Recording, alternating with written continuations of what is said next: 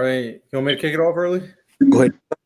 Welcome back, ladies and gentlemen. We are back at it again. This is the Open Field podcast where you get all things football, sports, and it might kind of divulge in different directions. Of course, you got myself, Riddell. You got Early, Brandon, Mo, Lonnie, Hefe, Michael. We're going to chop it up. There's a lot of great topics today that we're going to be discussing. Of course, college football is back as well. But to start off, I think it's appropriate to kind of I wouldn't say give condolences, but definitely shout out Ricky Pearsall for dealing with what he dealt with recently. I mean, some guy tried to rob him for his Rolex. He ended up getting shot through the chest. Fortunately, he didn't hit any organs, but that's a crazy situation to happen to you. And you haven't even played in the NFL yet. You're like not even a no name, and people are coming after you in that situation. So shout out for Ricky. It seems like he's okay, but yeah, that was a crazy situation. He's very well, through the chest, very lucky, and he's home the next day. That really could have ended before it started, man, and that would have been very sad, man. Like, yeah, Lord have mercy. Yeah, but apparently it was a 17-year-old kid, so that they arrested. So you know what? I'm not surprised. These young kids nowadays, bro, they ain't got no type of respect. They're just they'll rob anybody. They're insane. The fact that he's home the next day, that's great. Yeah, that's a blessing. Yeah, it's actually crazy to get shot through the chest and not hit any organs and go right through. The bullet went right through his body too. So I think it's not just I wouldn't just say kids don't have no respect. I think we live in a time where, like, if you are blessed enough and fortunate enough to be of a financial status to where you can survive or even be above average in America, then, God bless you. And, I pray that you have even more success. But there are a lot of people in this world who are stricken with not just poverty, but just survival of life when it comes to costs. We're talking about gas prices. We're talking about food prices. Like, you can literally go buy groceries nowadays and get 10 items and it'd be $400. Like, we live in a society now where things are very high. We're not getting no money back, but everything's getting high. We live in a society where everything's getting risen, but our pay. So if you're a person who was paying, you got 2 kids, you was paying $300 a month, $400 a month to feed your 3 kids or your 2 or 3 kids, 4 or 5 years ago, you're now paying probably twice that amount. But you didn't get a $20 raise, a $15. No. Yeah. So, I condolences to my condolences, but my heart goes out to not just Ricky, but the kid who tried to rob him too, because who knows what he was going through. That in that moment you saw a Rolex and you saw a way to help yourself financially. You know what I mean? There are some idiots out there that just do it to do it, but there are some people that's hurting so bad. Holiday season is upon us. Before we know it, they're already putting Halloween costumes up. Christmas to be here, Thanksgiving to be here, and there are some people who will be going without this year. So, my heart goes out to the kid too that robbed him, simply because, again, you don't know what he was going through to have to make that decision in that moment. Same thing that happened to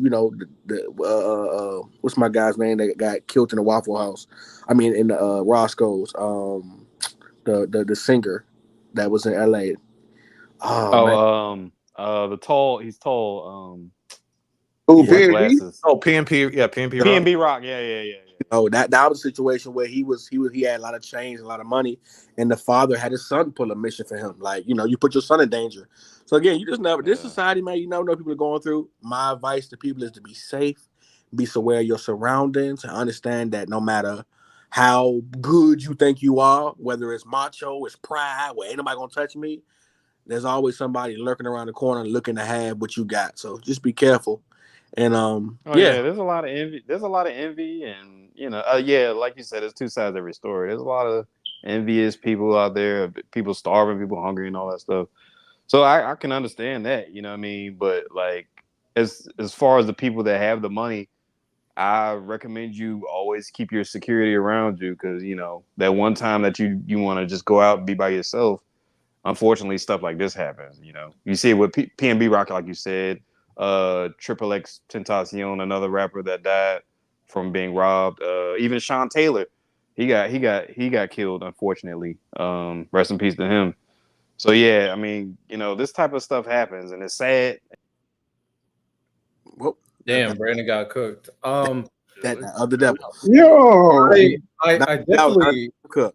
I definitely feel I understand the sentiment, and we don't have to go too deep into it. But regardless of the situation, I don't think it excuses the action of trying to rob, threaten, and potentially, take away someone's life for your situation. Regardless of the situation, I don't think it warrants that type of action. So I'll say that, I'll put that out there, unless I'll just leave it there. I don't want to go too deep into it, but I think that is also something important to consider. At the end of the day, there's always better options than going out and trying to. Also, these youngins need to know, brother. When you doing something like that, even if your intent is not to kill, you have no idea who the person you running down on is. You have no idea how they got what they got. So you have to, if you don't do it in general, but don't do it thinking nobody's gonna get hurt. A lot of youngins do that these days, and they end up in a situation where their life ends in a prison system, or it's a tragedy. It's a tragedy. Yeah, I once had a wise woman tell me, I got into an altercation a couple years ago in a Popeyes, nonetheless, and I had a wise woman tell me that I didn't even know. This older black woman took me outside, diffused the situation, and told me, don't let 5 minutes cost you a lifetime. And that's what a lot of people, when you think about doing something or the decisions you make, understand that 5 minutes of a bad decision cost you a lifetime of pain or, a discrepancy. So, but moving on to his fellow receiver on that team to keep it sports, Brandon Aiyuk finally got paid, guys. Jesus Christ, God, I'm so happy he got paid. I've never wanted to see a person get his money shut up so bad in my life. Oh God, thank God he's gone. Thank God it's over with. Yeah, man. Brandon Aiyuk did get paid, just to kind of give out the details to see, and then obviously everybody give out their reaction. He got paid 4 years, $30 million a year, 120 million total. He's the fifth highest paid receiver. How much guaranteed? 76 million guaranteed, from what I'm aware of. All that yelling and all that back and forth just to be the fifth guy. And I heard that was the deal that they gave him in the first place. No, it was the deal that they gave him initially. Deal that they reestablished 3 weeks ago. Yeah. So he was being nasty. That was happening. Yeah. I heard a rumor. Let me put out this rumor before we really get into it. Apparently, they were close to a Denver Broncos and Steelers 3-way trade. Yeah, I heard that but too. The Broncos said no for some reason. They didn't want to give up Cortland Sutton, that's what it was. They didn't want to give up Cortland Sutton because if they did, he would be gone. He would be on it. And I feel like maybe that was like, oh damn, they really are close to trading me. Maybe that deal's not so bad. So what happened about Cortland Sutton? Say this again. What happened about Cortland Sutton? He was in a 3-way trade with the Broncos and who else? The Browns. Steelers. Oh, sorry, Steelers and the Broncos. The Broncos didn't want to give up Cortland Sutton, so the trade didn't go through. Yeah, he was almost traded. He was very close. That's the rumor, anyway. That was the rumor. Wow, that's crazy. Yeah. So what's happening, Random? To me, he's just a diva. He's just a diva. Like you did all that for 3 weeks. You didn't get a penny more. All these receivers. You didn't get a penny more. You've been crashing out for like 3 extra weeks just to take the deal. Like, bro, he put us all through this. This is insane. We was watching Days of Our Lives just now. It was annoying. Yeah. Well, I guess imagine like that's like going to a car salesman, right? And the car salesman tell you the price of a car, and you want that car, but you won't budge on that price, and you go back every day for like a month and trying to work the price down. And finally, you say, "How much you say you wanted me to pay the car for?" Like, you went through all this, and you gonna still pay the number that I told you in the first place? Like, all right, man, I paid the $30,000. Just give me the keys. Like, come on, man. This was ridiculous. But it seemed like Brandon Aiyuk wanted to be there all along, and shout out to him for getting his money. We will see. He gonna have to come out the gate cooking with all that hoopla he was doing. But I will say this is very good for somebody like Jamar Chase, because that means he will get the bag. He might be highest paid by the time it's all said and done. Jamar Chase is one of the few people that if he gets paid the highest, I won't be bothered by it. I would have been bothered if CeeDee Lamb was the highest paid receiver. But between Jamar Chase and Justin Jefferson, it could be an argument, So Tyreek Hill's going to get a bag too eventually. Again. Apparently he does want to be the highest paid by one penny. That's what I hear. I'm being dead serious. I saw that a bunch of reports when he wants to be the highest paid by a penny. So he wants to beat Justin Jefferson by a penny. I remember a couple years ago with Drew Brees, it was like that $19 million a year deal. And I think I don't know if it was Peyton or somebody had 18 a year, and he literally budged because he would not budge. He wanted that extra million a year just to say he was the highest paid. That's an extra mil. This is extra penny. There's a difference. You can go out on the street and find a penny. What are we doing?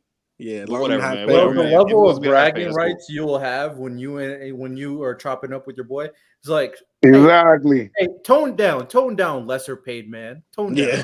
I'm higher paid than you. You need to relax, all right? Even if it's by a mil, I would literally be like, "What's up? What's up? 30 mil." All Justin Jefferson has to do is reach under a vending machine at any store. And he'll be able to. But that's not the team giving you the money. You had to fund it yourself. Okay. I tell you this much: by the time, if he is who we think he is, by the time Marvin Harrison get his first deal, he gonna be like $50 million a year, man. I mean, that's how this goes, man. You're never the highest paid for too long. There's always somebody that's gonna beat you. Like I said, Tyreek Hill coming. He had about 5 babies this offseason. He coming too. He gonna get another. He gonna get 30. Oh yeah. He gonna. They already gave him a raise this offseason. Like a month ago. But Tyreek Hill and Brandon Aiyuk have the same contract basically. Oh, pretty much. Yeah. Fair enough. So, do we think Brandon Aiyuk deserves? He's the 5th highest paid. I think he's tied with Tyreek Hill. He's under Jettis. He's under CD. I believe he's under Amon-Ra and AJ. I believe, or tied with Tyreek, so he might be above AJ. So, do we think this is the warranted spot? I'm gonna tell you why not. I feel like the only guys that should get paid that amount of money is let's go ahead fast. CeeDee Lamb, Justin Jefferson. I mean, even though they just got Aaron Jones, I feel like if you have a running back at the top 5 back in the league, people like Justin Jefferson, people like Jamar Chase, people like CeeDee Lamb. Why they're getting paid so high? Because they are not only the receivers for their teams, but they're also the running backs. And I say this this is why I say this, because a lot of teams, like how the New Orleans Saints used to do, how the Patriots used to do, their short passing game is their running game. Like for a lot of teams, they will use their short passing game as their running game. So a guy like CeeDee Lamb who's getting 160 targets, Justin Jefferson 150 plus targets, like you deserve that because there is nobody in the backfield that told the rock at an extreme level where it takes some of the load off of you. To pay Aiyuk $30 a year, knowing that Christian McCaffrey's going to see 300 plus touches, close to 400 touches between catches, between running, like he might throw a pass there every now and then. Like that's just a lot, only because you're not the number one guy on your team. Now I would say if it was just Aiyuk and Christian McCaffrey, that would make more sense. But when you got Debo still there, you got George Kittle still there, to be the highest paid is one of the highest paid is just why it don't make sense, because as a collective, other guys are going to get paid, and it just takes so much money out of the pot. So I'd rather you go somewhere else where you can be the main guy, Jacksonville, LA Chargers, and then you get that money because they don't have nowhere else to give it. But that's going to hinder Brock Purdy's contract when they renew George Kittle eventually. I think Bosa needs to get signed or already got signed. Warner. You got Fred Warner. You got what's my man's name? You always say his name perfectly, Riddell, the safety, that model hair safety. Ufanga, yeah. Ufanga gonna need his money. Tre'Davious Ward gonna need his money. It's Trent Williams is still sitting out, by the way, early. Huh? Yeah. He's still Trent Williams. Like it's just gonna trust me. If the 49ers don't win the next 2 years, same way with the Eagles, all that money gonna come to fruition eventually. Like, oh, for sure. The big two are Trent Williams and Brock Purdy. Those are the big two that they really got to figure it out. From what I am aware of, they have an out for Brandon Aiyuk's contract in 2027. So maybe they can work something out, but they're going to have to get Debo off the books in the next year or two. He got to go off the books. Maybe. they will definitely have to work out something with Trent and Brock. Brock Purdy, how much is he getting paid? And Trent's going to get the highest offensive lineman contract in the NFL for sure. The thing with Trent though is that they need to pay him now because he still hasn't shown up to camp. Like he hasn't shown up to practice. He's been sitting out. So football season next week. No, he's not playing. Yeah, he's not playing. Are they gonna? Is he gonna miss the Jets game? Like they better pay him. And that's a game you need. But what that and I think that's why they was taking so long to Aiyuk swing, because it's like, bro, we got so many people to pay, and you busting our head open. Then Trent Williams won his money. He 35. Like it's gonna get bad. And I feel for Brock Purdy because you gonna need to get your money too. But that pot gonna get real empty real fast, and the 49ers team is gonna be finito as we know it, dog. You can kind of finesse the Trent Williams situation because it doesn't have like a year left in his contract. I think it might be 2. Yeah, he has like 2 years. I think the last 2 they can move on from if they wanted to. Like if he gets yeah. They gotta just find a way to move that money around, and it doesn't have to be like guaranteed or whatever. I don't know how they're gonna do it, but something off the books where like they can get like 1 more year, or give somebody else like a year contract. Maybe tag Brock Purdy or something like that. I don't know. But they'll have to figure something out. My biggest thing is that you are old. Like that's just so petty to me. Trent Williams is 35, 36 years old. You want to what? Like what type of contract you want? You want 3 more years? You're not gonna play till you're 40, bro. Like he's always showed this though. He wants to get his money. He's always wanted to get his money. He's never changed his tune. Before this offseason, he was already the highest paid offensive tackle. He was already the highest paid. But he wants to guarantee the money. That's the thing, because there's uncertainty from what I'm aware, from what I've heard. Is that the last 2 years they can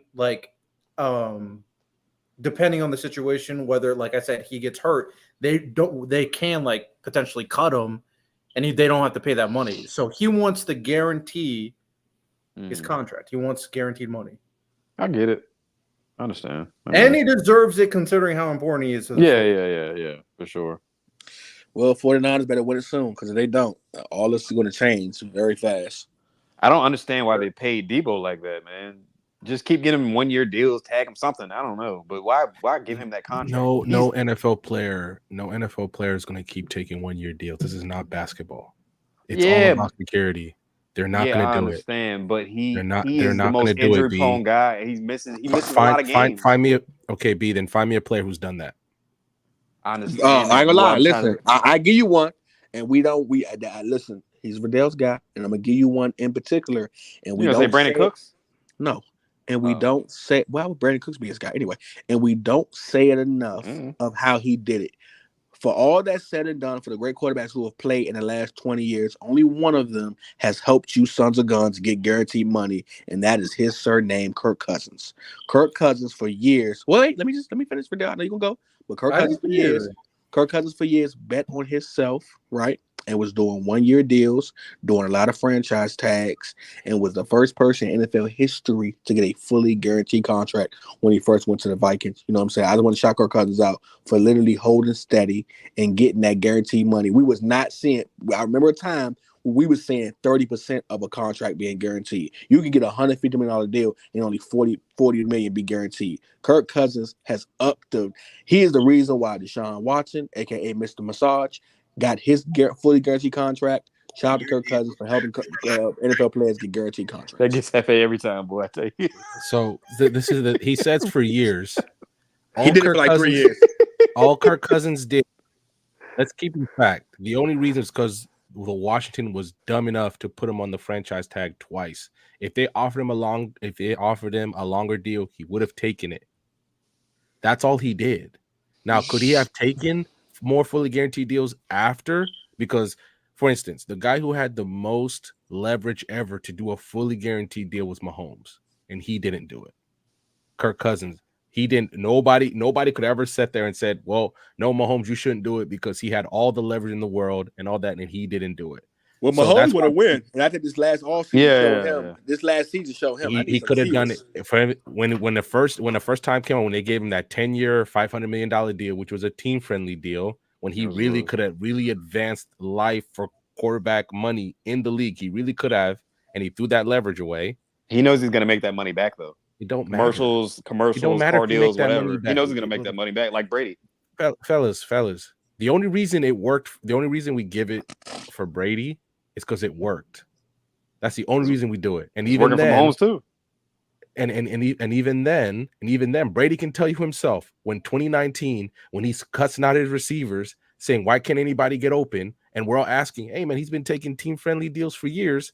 How come they got a busted they got a busted Julian Edelman, Chris Hogan's gone, Amendola's gone, and they're saying go try to win it with Aaron Dobson and whoever the hell else they got, because we saw, especially with Bill, that he just could not get receivers for Tom. Oh boy, Aaron Dobson was a bum. And that's why I mentioned it in the offseason that they're doing it to Mahomes. Luckily, at least the Chiefs are willing to attempt to address it, unlike the Patriots were. But the only reason it works is because they're winning. I bet money. Can we stop saying they didn't address it, because they did the same thing that the Chiefs did last year?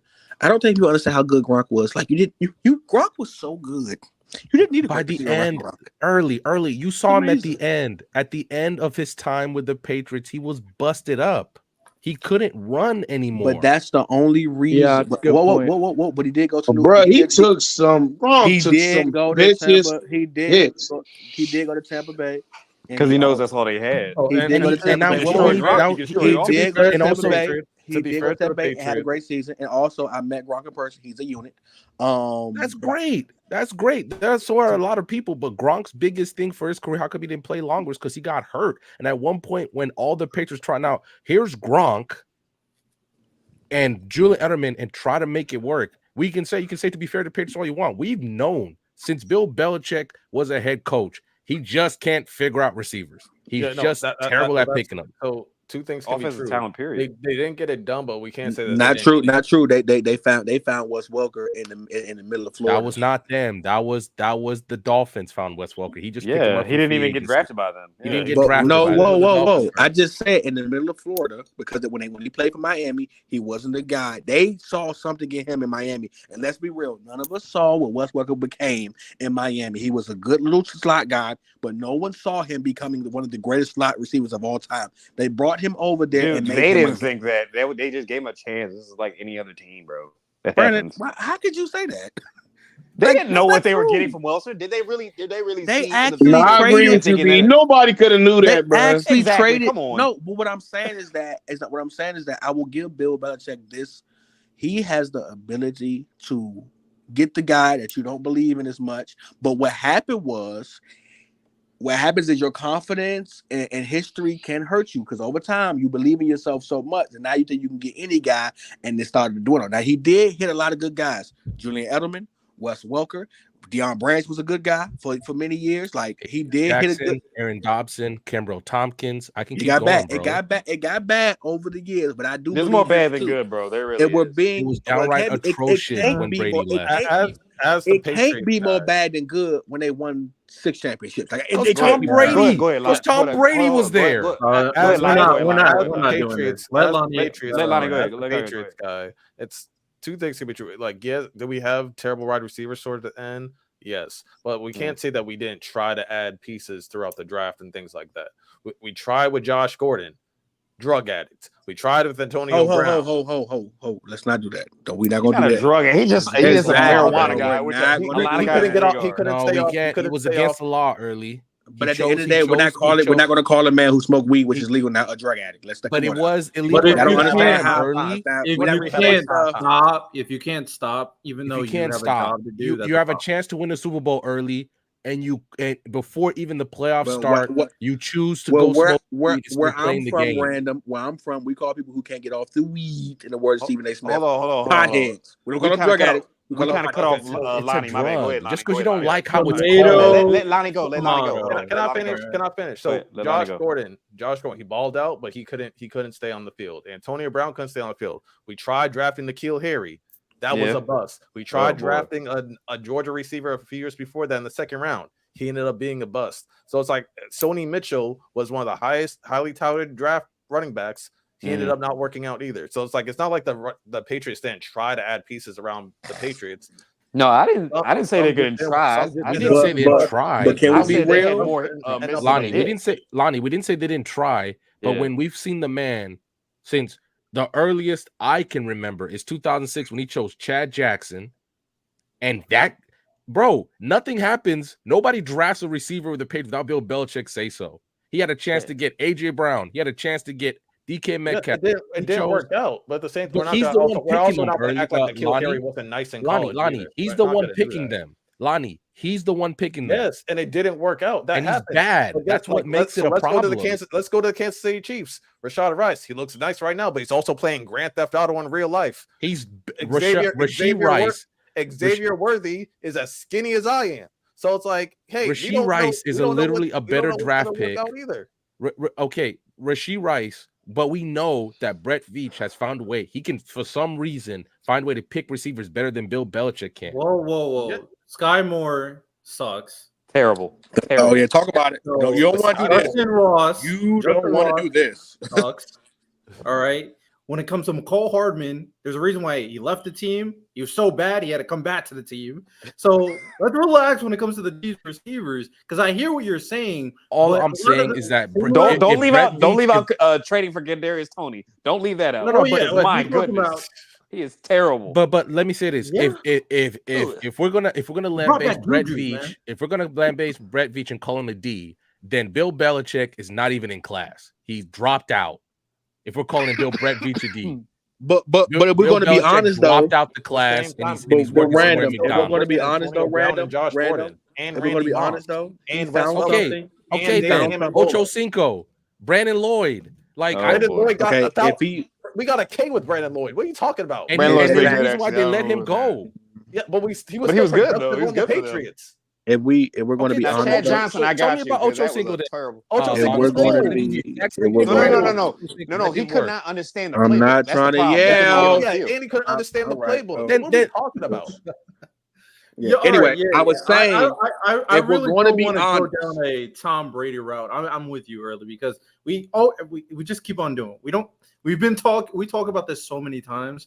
Let's really focus on what matters, and what matters is college football. So let's move on. It's back. So, it's back. College football is officially back. Week 1 has happened. It's still going on. Actually, LSU is playing USC right now, 2 ranked teams. There's plenty of games that I'm sure people want to talk about, but probably the biggest game that people are talking about because it has the golden child Shador on it and the other child of Dion, not Shiloh, Travis Hunter on it. Colorado versus North Dakota State. How are we feeling about that game? That game was phenomenal. Man, I'm going to say this. Who knew if Dakota State would be good coming into this upcoming season? They're always good. They're good last year. I think they lost 3 games. Yeah, but North Dakota State is an FCS powerhouse. I think they're after this one. I think they're like 6-2 against the FCS in general. So I want to say, let me say this real quick. What we're going to have to do is Mo and anybody else. We're going to have to do this year. Okay, we're going to be a part of this podcast. We'll have to do our research on college football because North Dakota State has won the FBS championship like 8 of the last 9 or 10 years. Okay, so that's one. They are literally Alabama of the FBS. That's one. 2, it wasn't even the fact that North Dakota State was as great on Saturday. Most of that was honestly the Colorado defense thinking they were the 2010 Jets, New York Jets. That man defense sounds good and seems good, but you only have one Travis Hunter. You do not have a team full of Travis Hunters. So when you're trying to man everybody up, Travis Hunter can do his job, but manning means that you have to have some of the most elite corners in order to man, and not only that, some of the best pass rushers. They don't have that yet. So what I see from this team is that defense has to bunker down because as good as Shador can be through the air, and we saw it with Jimmy Horn, we saw it with Travis. That defense is very, very, very undisciplined. There were a lot of times where they were getting stops, 3rd and 12s, and holding plays, offsides, roughing the passer. That dumb Shiloh play where he hits the player way out of bounds after the play had been over with. Like that defense. Shiloh has done that at least 3 or 4 times. I counted that game. And this is where I blame Dion because this is why I blame Dion's coaching because if you are the head coach, if it's anything you should be good at, it should be defense and defensive schemes. So that's a problem for me. That's a problem for me. I feel like I'm going to be the only person up here doing this, but I do want to defend the defense of Colorado. The first quarter, I'm with you. They were kind of getting dog walked, but especially at the end of the second half and the third quarter, to allow Colorado to, and I hate the fact that Shedeur was after first off to say we got to score every play. You didn't score every play, because in the situation where it was at the end of the second half and you were in the red zone, what happened? An interception. I apologize, Marley. I meant to say FCS. I didn't mean to say FBS. FCS. Sorry, Marley. I said it wrong. Yeah, I think FBS. FCS. Yeah. But yeah, you threw an interception. You didn't score in that situation. But what did Colorado's defense do? They stopped them and allowed you to get back the ball. Another time, you got a 4-and-out. You guys went for it on 4th down, 4th and 1, couldn't convert it. Now you guys are closer to North Dakota, their your own red zone, and they stopped North Dakota. Even though Shiloh had the bad play, they stopped North Dakota State from scoring another touchdown, putting them up by, I think, 2 scores at that point, even more maybe from my memory. So when it mattered most, Colorado's defense was stopping them and keeping Colorado in the game. Now, it started clicking in the second half, especially for the offense, and they were kind of going crazy. Jimmy Horn was going crazy. Travis Hunter was going crazy.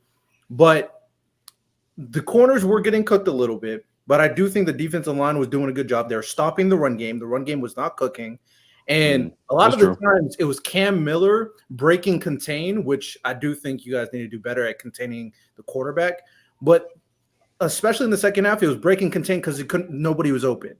Yeah. So they were doing a lot of good things and keeping Colorado in the game for them to start clicking and figuring it out. And they eventually did. And that's when they started going up. So I think Colorado's defense is getting blamed a little bit too much for what happened, because Colorado's offense in the first half wasn't clicking, especially in that second quarter, and scoring when they were supposed to. And another thing, it's early in the season, so I mean, these are some young guys. They really gotta get acclimated to the playbook and everything, into the scheme. So you gotta give them some time. You know what I mean? You gotta give them some grace. It's still early. Looking great late in the second quarter. I also think Dion or whoever the offensive coordinator was need to be lambasted, especially at the end of the game. You want to talk about horrible clock management that even gave North Dakota State a chance for the Hail Mary when all you had to do. They literally saw the Falcons they saw the Falcons from the Super Bowl and said, "Hold my beer." When all they had to do was just run the ball. They wouldn't, that last drive wouldn't even happen. I don't understand why they're passing. They're still passing at that time. I guess I said all nasty with that one throw to get an easy scoring touchdown. Bro. Yeah, and you saw, no matter how it happened, North Dakota State caught the ball with no time left on the 2-yard line. That's what happened. With a little bit more time, they could have easily lost that game. And we're over here roasting the Buffaloes for we have a different clock management to the point where I think with them of those, I didn't like their defensive line play at all. Like it was really sloppy. The offensive line, they did improve a little bit from last year. Like it's gonna take more. It's gonna take more time than just the off season for them to get right. But the D line, like I know Warren Stapp is coaching the D line, but they need to get it together, because if they can't get any like real pressure or consistent pressure on the running game or on the quarterback, then I think they're stopping the run game pretty well. Getting pressure on the quarterback, I'm with you, and containing the quarterback, I'm with you. But the run game was non-existent for North Dakota State. But who do they play next week? Is it Nebraska? Yes. I'm sorry, because Nebraska, I feel like is gonna destroy that defense. They got over there. Mahomes is good. Nebraska is gonna. Yeah, they got the little Mahomes clone or whatever over there. Like that it's gonna be bad next week with that defense. And I'm out. I'm be honest with you. I am out on Deion Sanders coaching. Like it. I don't think Deion Sanders can coach. And no one's gonna argue against me. Like, I'm be honest with you, I am totally out on what I think of Deion as an actual coach. I think he's just there. I think he is the face. I think he brings in sponsorships, and he brings in the media, and he brings in all the publicity and things of that nature, which is great. But he should be maybe a GM, or I don't know if he can, own something, but he needs to be somewhere in the back office, because him on the football field is not getting it done. And it shows more and more. I'm gonna be totally honest with you, man. I think sometimes I was going to disagree with that. Yeah, sometimes being a head coach, you don't have to always be like Sean McVay and be calling the plays.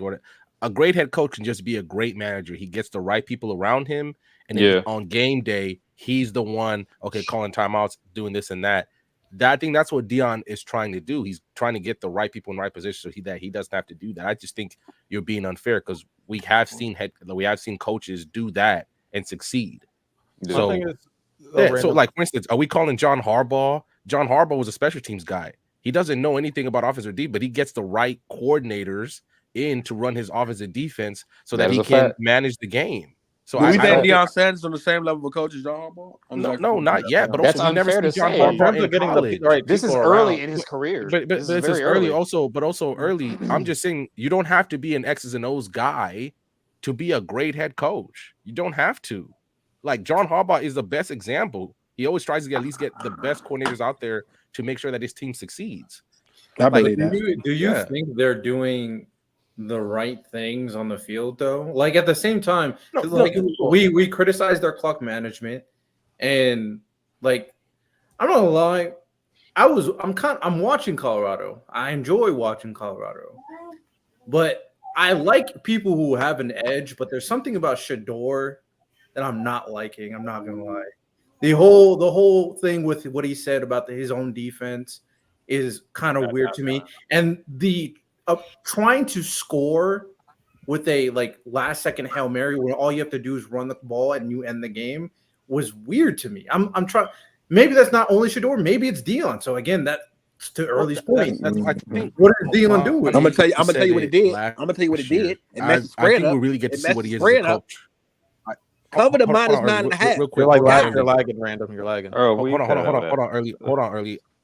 Yeah, hold on, early. I think what we could see is once Shador leaves, what kind of coach he actually is. Because right now, I think he's just letting Shador get away with a lot of stuff that I think a lot of head coaches would not let their quarterback do at all. But that's what I was about to say earlier. I think that's why I slightly disagree. I think that Dion plays a major role in the success of Colorado. But I think that a lot of his success comes from Travis, Shador, and a couple of other guys that he has. But I think that mainly comes from, and that's the reason why he brings them with him, is because he knows their talent. I think Well, I was gonna say this in terms of the staff that he brings around him. I feel like a lot of it is big names, which is fine. That's good for recruiting because it's they have Warren Sapp. I saw T.O. on the sideline, so it's you can bring the best of the best around you, but are those also the best? Sometimes the best people aren't the best in terms of coaching. That's true. That's true. You see a lot of times the backup point guard is a great head coach, or the third string or the third string guy is the next. It's a good special teams coach or whatever. Yeah, because Warren Sapp was one of the greatest defensive tackles of all time, but was he an X's and O's guy, or is it mainly because of his own ability? Was it cerebral? How good was he teaching other defensive linemen when he was in the league? So it's that's what I think about, because a lot of times when you're the best, it's because of what you do specifically. You can't really teach. LeBron can't teach another person how to be LeBron. Mm-hmm. So I'm not expecting Warren Sapp to teach the whole D lineman how to be Warren Sapp. Well, so that's why I'm saying it's still early. I mean, totally in college football. He's only been coaching for what? This is going to be his fourth year because he did 2 years at Jackson State. This is his second year here. 4 years. Not everybody's going to hit the ground running, even in college football. So that's why he's still trying to figure out what works for him. And then once he figures it out, and then he'll eventually have to deal with, now he's losing coordinators and things like that. So I think he's a manager, and he tries to hire the best people that he believes. That's what I'm saying. That's what I'm saying, Random. Is he actually hiring the best people, or is he just? That's what he's hiring he's just hiring the best people he thinks are good, and obviously he can work from there. Because if he's just hiring the biggest names and just figure I'm not going to say he's hiring the biggest names, because if he would, I feel like I don't know who the offensive coordinator big names in general. He's but if that's what he, you're Hall of Famer, yada yada. Yeah, Lonnie, if that's what he believes will help his team work, if we're gonna get, it's talent. Listen, there's talent on that D-line. Maybe he hired the right offensive people. It's gonna be a process for him, but it's just that I think he's just doing what he can, and he eventually has to learn himself. He also has to grow. I think we're holding him up to standards that we don't hold other coaches to. But there's talent on that D line. There's talent all over the roster. All right, hold on, though. There's talent on the D line with what Warren Sapp is doing. The biggest problem, honestly, with the D line was that quarterback for North Dakota State. Cam Miller. Cam Miller was very elusive in the backfield. Like there were a couple times where they had him sacked the rights, and he did some amazing stuff back there. So I will give him credit on this. We talking about actual technique. Filling certain holes, like they were actually doing their job of doing their best to try to contain him. And there were times where they had him contained, it was just not being able to make the tackle. And he was magical. Like I ain't gonna lie, he was magical. And also, again, a lot of times it was the trust in the corner play that was hurting them too, because there were plenty of times where guys were just wide open. Like it was time where guys were just wide open. I'm with you. Now. I do want to praise Shador a little bit, even though I'm kind of he's kind of getting a little cringe for me, because one thing I could say from this game is that he was balling out, man. He was absolutely balling out. And can we name 5 college quarterbacks better than him this year? I mean, 5? No, I don't think you can name 5 for sure. Do we think Travis Hunter is the best college football player in college right now? He's definitely. I think top a lot 3. of people are going to say yes because of his name, but we'll see. I think he's like top 3. How the season he played plays 112 and 113. No, I definitely think Travis Hunter is definitely the best college player right now. I don't think that's unanimous. I think we're going off the name. I don't think that's unanimous. There are some good players out there. Because for instance, right now, who's dominating on both defense and offense? Let me ask you this: do you think he's still going to be able to play 112 snaps 4 weeks from now?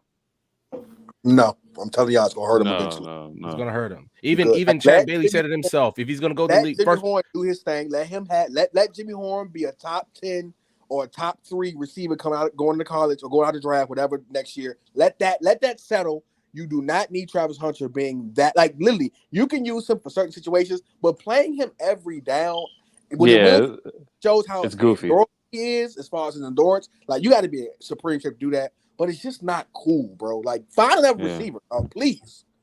Yeah. He needs to play strictly corner, man. I mean, it was fun last year, but now it's just like, come on, you gonna get this guy hurt. I feel like he's doing too much. Like 113. Yeah. The only reason why I didn't play 113 is because like his helmet came off, so he had to automatically sit out for one play. Yeah, he would have played the whole game on both sides. Like you can't do that. That's a little crazy, man. There's no way. For instance, he shouldn't be playing 112 snaps against like Texas Tech. Like if you want to maybe for big games or something like that, because even Champ Bailey came out and said himself, when he goes to the league, he's playing corner. He's going to be a corner. Shannon Sharp and Ocho said it on Nightcap. He's going to be a corner. Like Champ Bailey said he wouldn't advise it neither.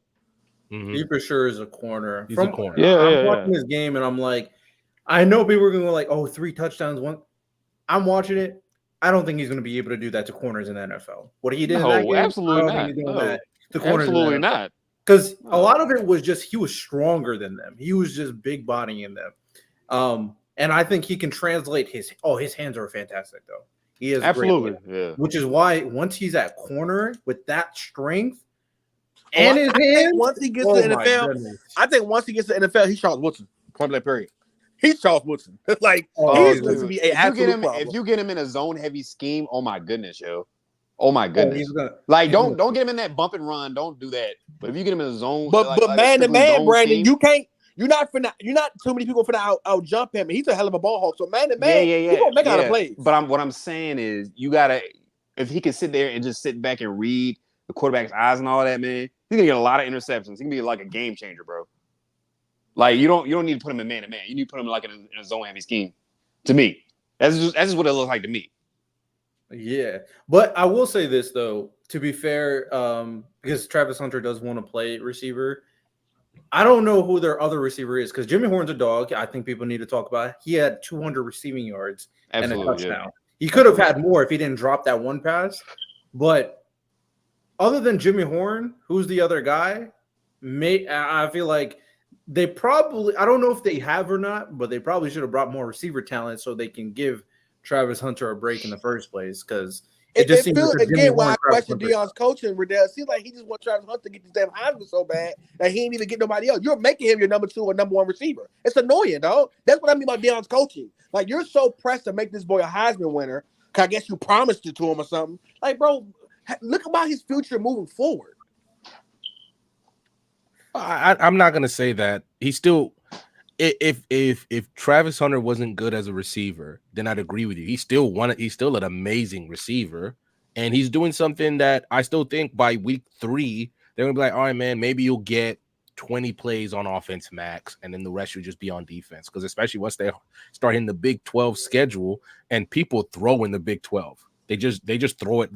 I'll say that, and he's lucky that Oklahoma and Texas are gone, because like you saw what they was doing to folks. They was blowing out Temple 44-3 in the first half. So he's gonna be playing more corner the more and more as they go into the conference.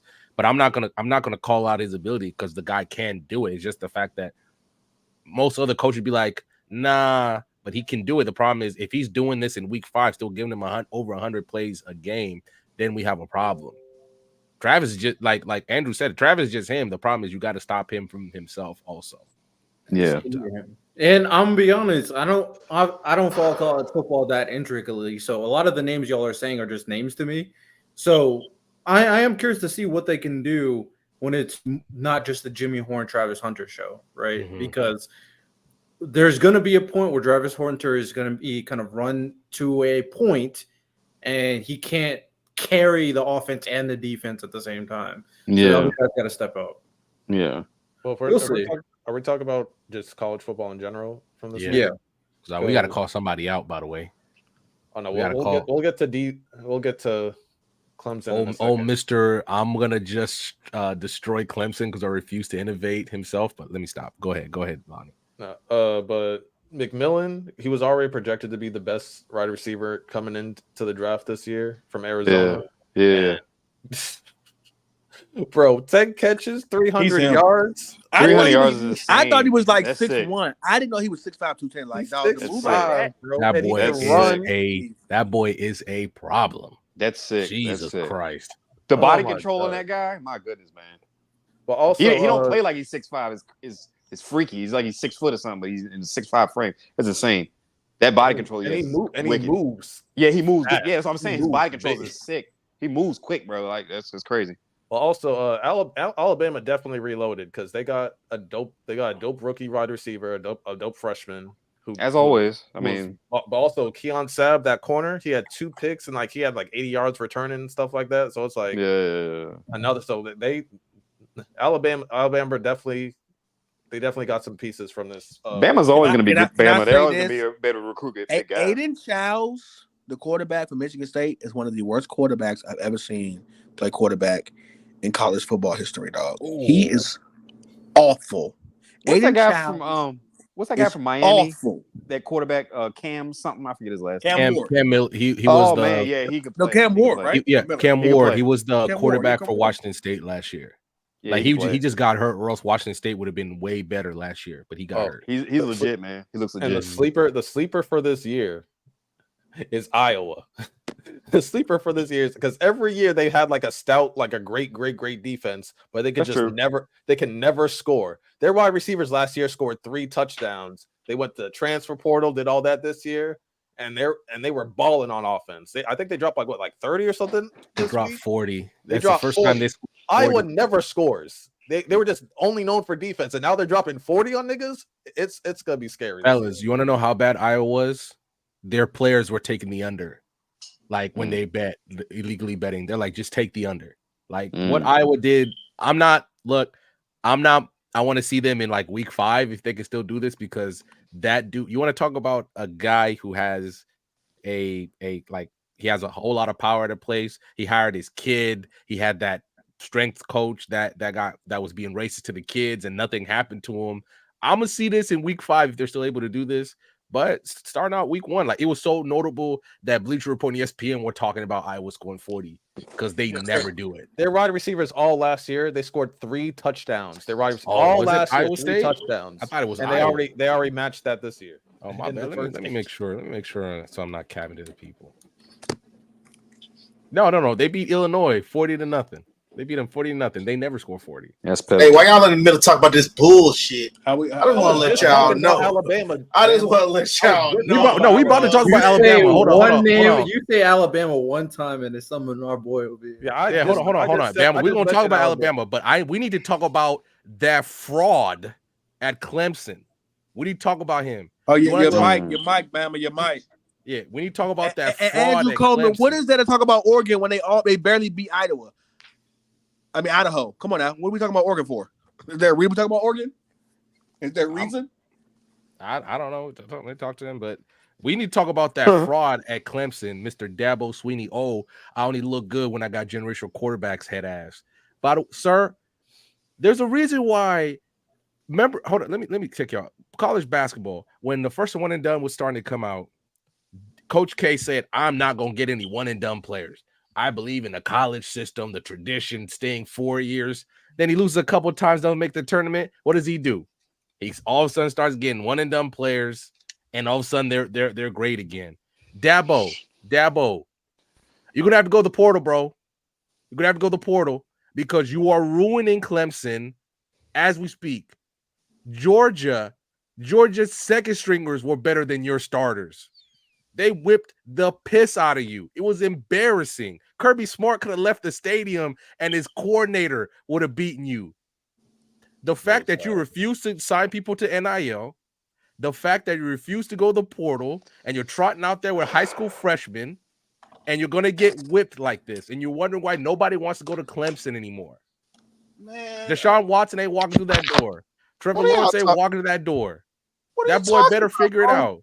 They played Georgia. I gotta Why be y'all honest with you though. If you actually I watch already that played the Georgia big They man. game, look incompetent. if you Bama. actually watch Georgia that gonna make Georgia you game, look look like like that. that, bro. They were bad last No, year, but Bama. listen, if you First actually game of the watch season. that Georgia game, First- yes, Clemson got First killed. game of the But I'll be season. honest with you, They do looked not, bad last year, Bama. do not. Exactly.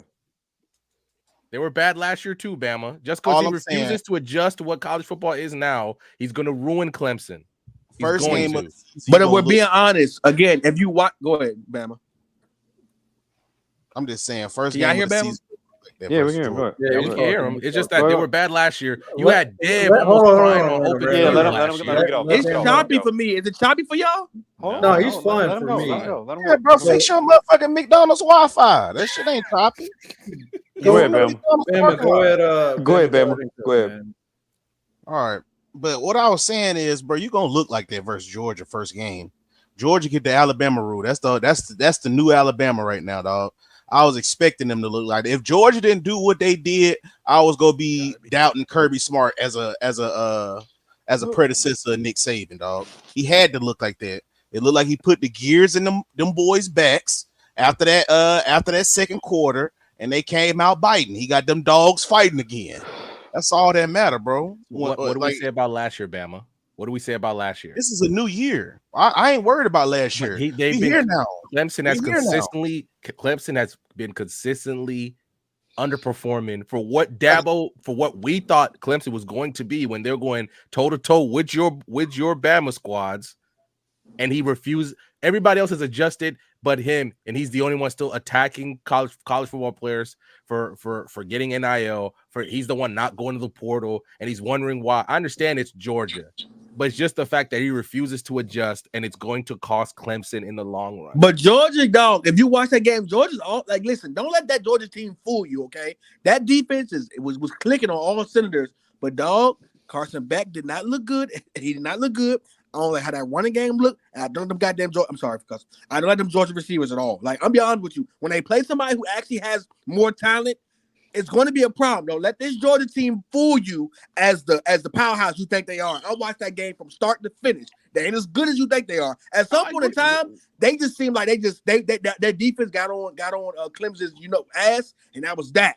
But I'll be honest with you, that offense, if it comes down to a dogfight with that Georgia team, I do not trust that offense. Well, early I do not once trust they the hit the quarterback. SEC schedule and they're playing tougher people in the SEC, I agree with you. I'm not saying they're going to walk into Bama and blow them out. But like you saw the people who you have seen what that game showed me is a guy who has adjusted. Terrible. Yeah, early. What that game showed me is a guy who is adjusted to going to the portal and using NIL, and one guy who hasn't.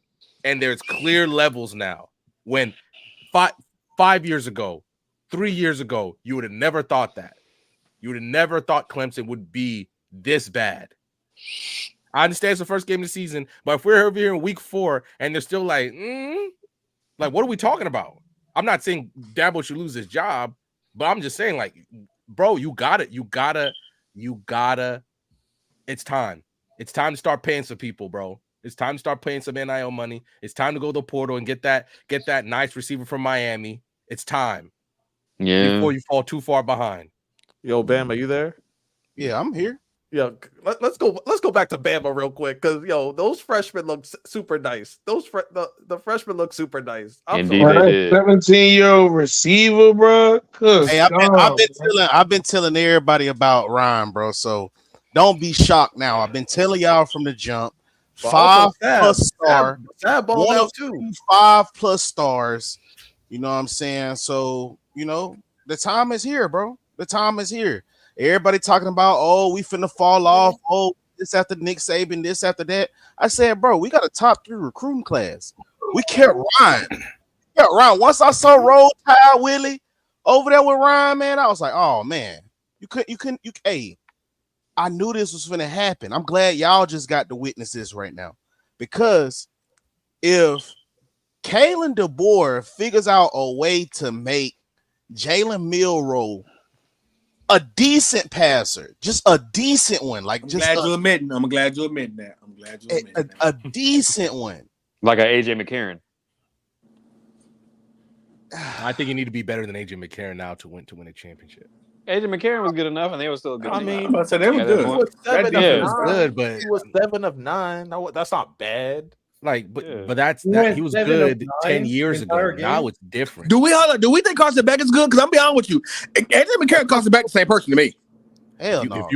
if you ask Manny, he's better than Shador, which is just crazy to me. Everything. That's crazy. Can we be honest? If let's be honest, in another world where Deion Sanders is Shador Sanders' father, he transfers to a powerhouse school. We're talking about a Georgia, a Alabama, or one of these powerhouse schools. It should. Oh my God, I won't even say no more. If Shador plays for like Iowa, if Shador plays for Alabama, if Shador plays for Georgia, oh my God. It's week 1. Let's relax a little bit. Let's not I'm judge the gonna let quarterback. y'all know this. I'm gonna let y'all know this too. Shador fucking balled out versus North Dakota State. North all Dakota said that. State would have Yeah, he definitely did, bro. He definitely did. Because I'll let y'all know right now, North Dakota State would have beat Iowa. They would have beat West Kentucky. They would have beat UTEP. They would have beat all of them teams.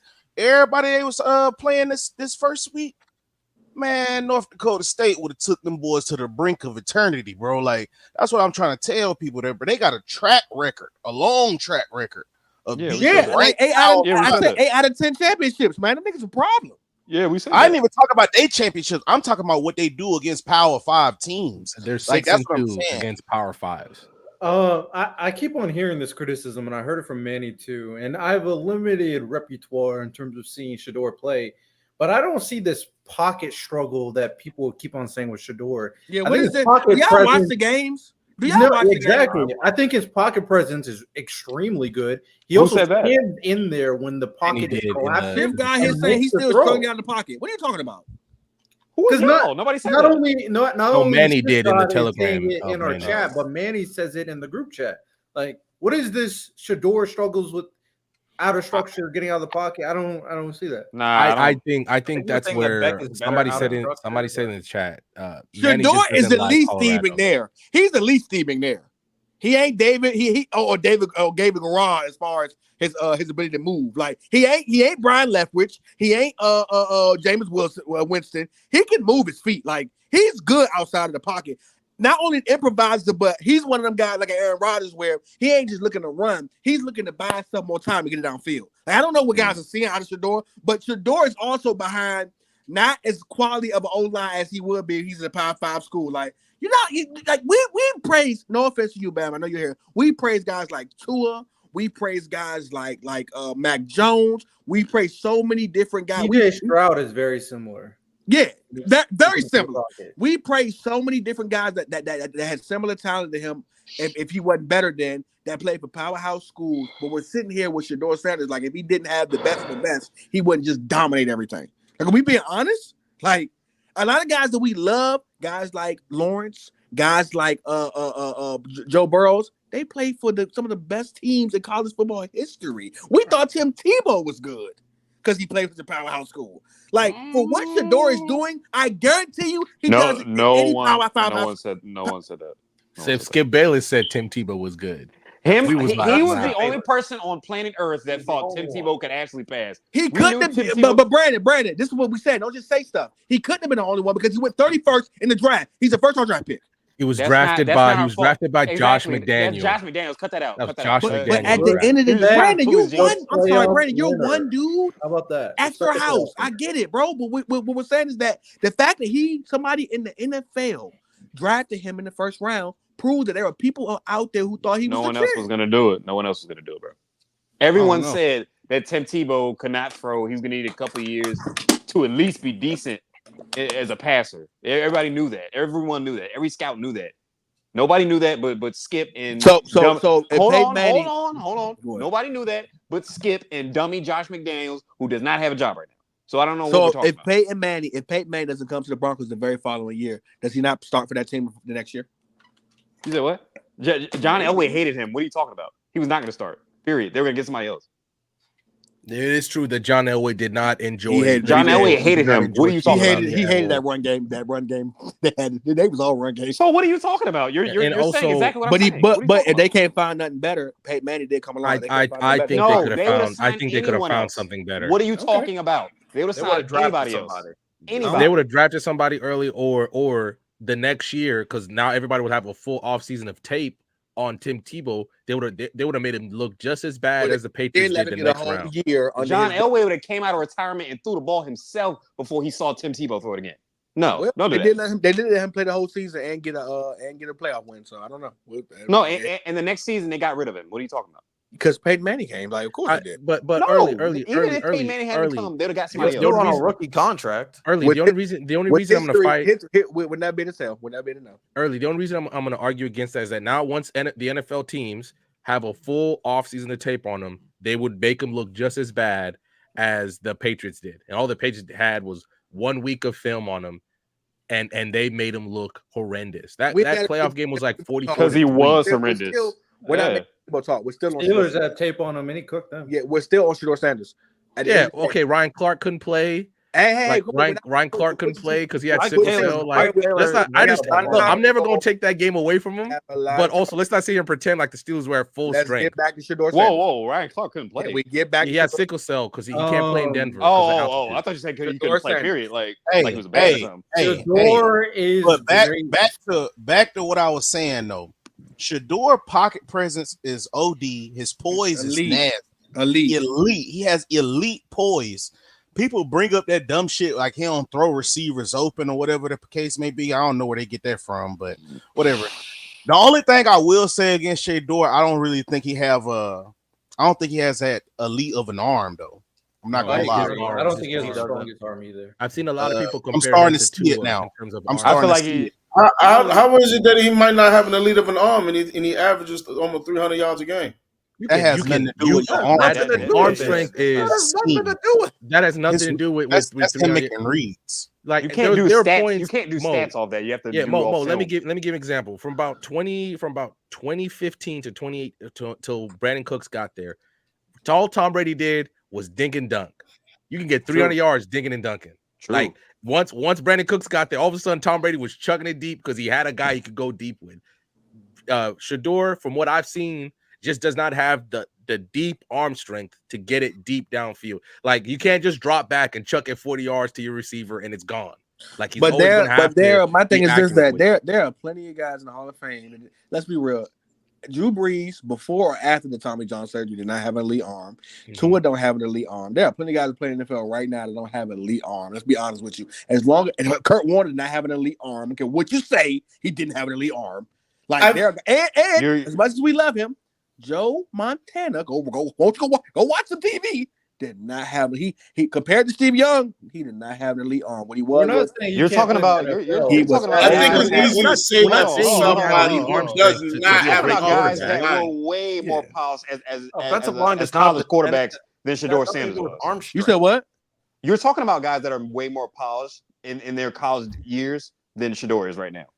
No, Joe I'm talking Montana about was guys, way I'm talking more about guys who polished. went to the NFL and was successful in the NFL. But I'm not saying that Shea Dor not an NFL quarterback. I'm just saying the only scratch I got against him. He just Like doesn't he's have- great at But all you these love other Tua, things. and you know Tua got elite arm, and we love Tua. But So we know that's he cool. just, That has nothing he to just do with it, though. criticizing. Yeah, it's just a critique. It's just a critique. No, He's I'm not still- mad at Bama. I'm not mad. I'm not saying you're going against him. What I'm saying is that I know you agree with me that he can still be good in the NFL without an elite arm. Like I'd rather have Nobody a said he quarterback couldn't. who's more accurate Probably, than yeah. have a Tom powerful Brady's arm. arm isn't elite. Was never elite. Oh, Tom Brady arm is elite. He got drafted for baseball. I'm Stop, talking about his stop. arm strength. His arm. Oh yeah, strength. his arm strength. That's why I be trying His to arm tell strength people. is elite. It's don't just lie that to he him. never His arm had- strength was above average. He Come just on, had- it was above He average. just has what you call that mechanics. Yeah. No, it's like textbook. It's just textbook. Like he don't have like, you know how Aaron Rodgers got that gunslinger motion, like like Josh Allen and all them Patrick Mahomes. Alex they got Smith that went pro- first overall. His arm was not Bama, elite. how you feel about prototypical? Like he has like he has the mechanics that you want every quarterback to have. He just he was never going to go deep. He's not like So- Joe so- Milton. So who would Right. you say? What name some guys that have an elite arm, Like and elite that arm has done strength. better than what he's doing, averaging 300 Pat yards? Mahomes. Matthew Stafford, Josh Burrow. Allen. I mean, Joe Somebody Burrow. in college. Joe Flacco. You guys, If you talk about in college, we go Nico. What's my boy over there that play at Nebraska? Dylan Raiola. Riola. Yeah. That boy, Jesus Christ, Bama. Yeah, Mo. We're just Yeah. talking about arm strength. We're not talking about, Jalen like, Milroe does have elite accuracy. arm. He ain't the most accurate quarterback of all Like time. Joe but he Milton. got Like elite Joe arm. Milton has elite arm strength. He can chuck that thing 90 yards, but he can't. No. can't But what I'm shit. saying is they play with the precision like what Shador have. Yeah. That's what I'm saying. Dylan Raiola, Nico, Cam Ward. Oh my goodness. I just Lord. said him. Yeah, he's good. Yeah. Ward as well. But you know what? You know what Shador got? A lot of quarterbacks don't have his ability to win games, like that clutch factor that he has, like literally when it matters the most. To He literally, has poise. He has crazy. his poise is crazy. Man. I mean, he should have crazy poise because I mean he works out with Tom Brady in the offseason. So he should have crazy poise. Oh Lord. So I do want to throw this out there before we start transitioning to different topics. Now we could go to the big debate, or we can do the NFL awards. What do we prefer? What do we want to go Do next? the awards, Riddell, because that debate I'm gonna Yeah, lay I out. feel like and the just debate watch will take a long time. Yeah. Yeah, Not even a do the debate, awards just an first. ass whooping. Do the awards first, then we could do the debate. Because Hefe, I'm sorry, bro, but this is nasty. Don't be sorry. Be careful, bro. Don't trip. We gonna see about this.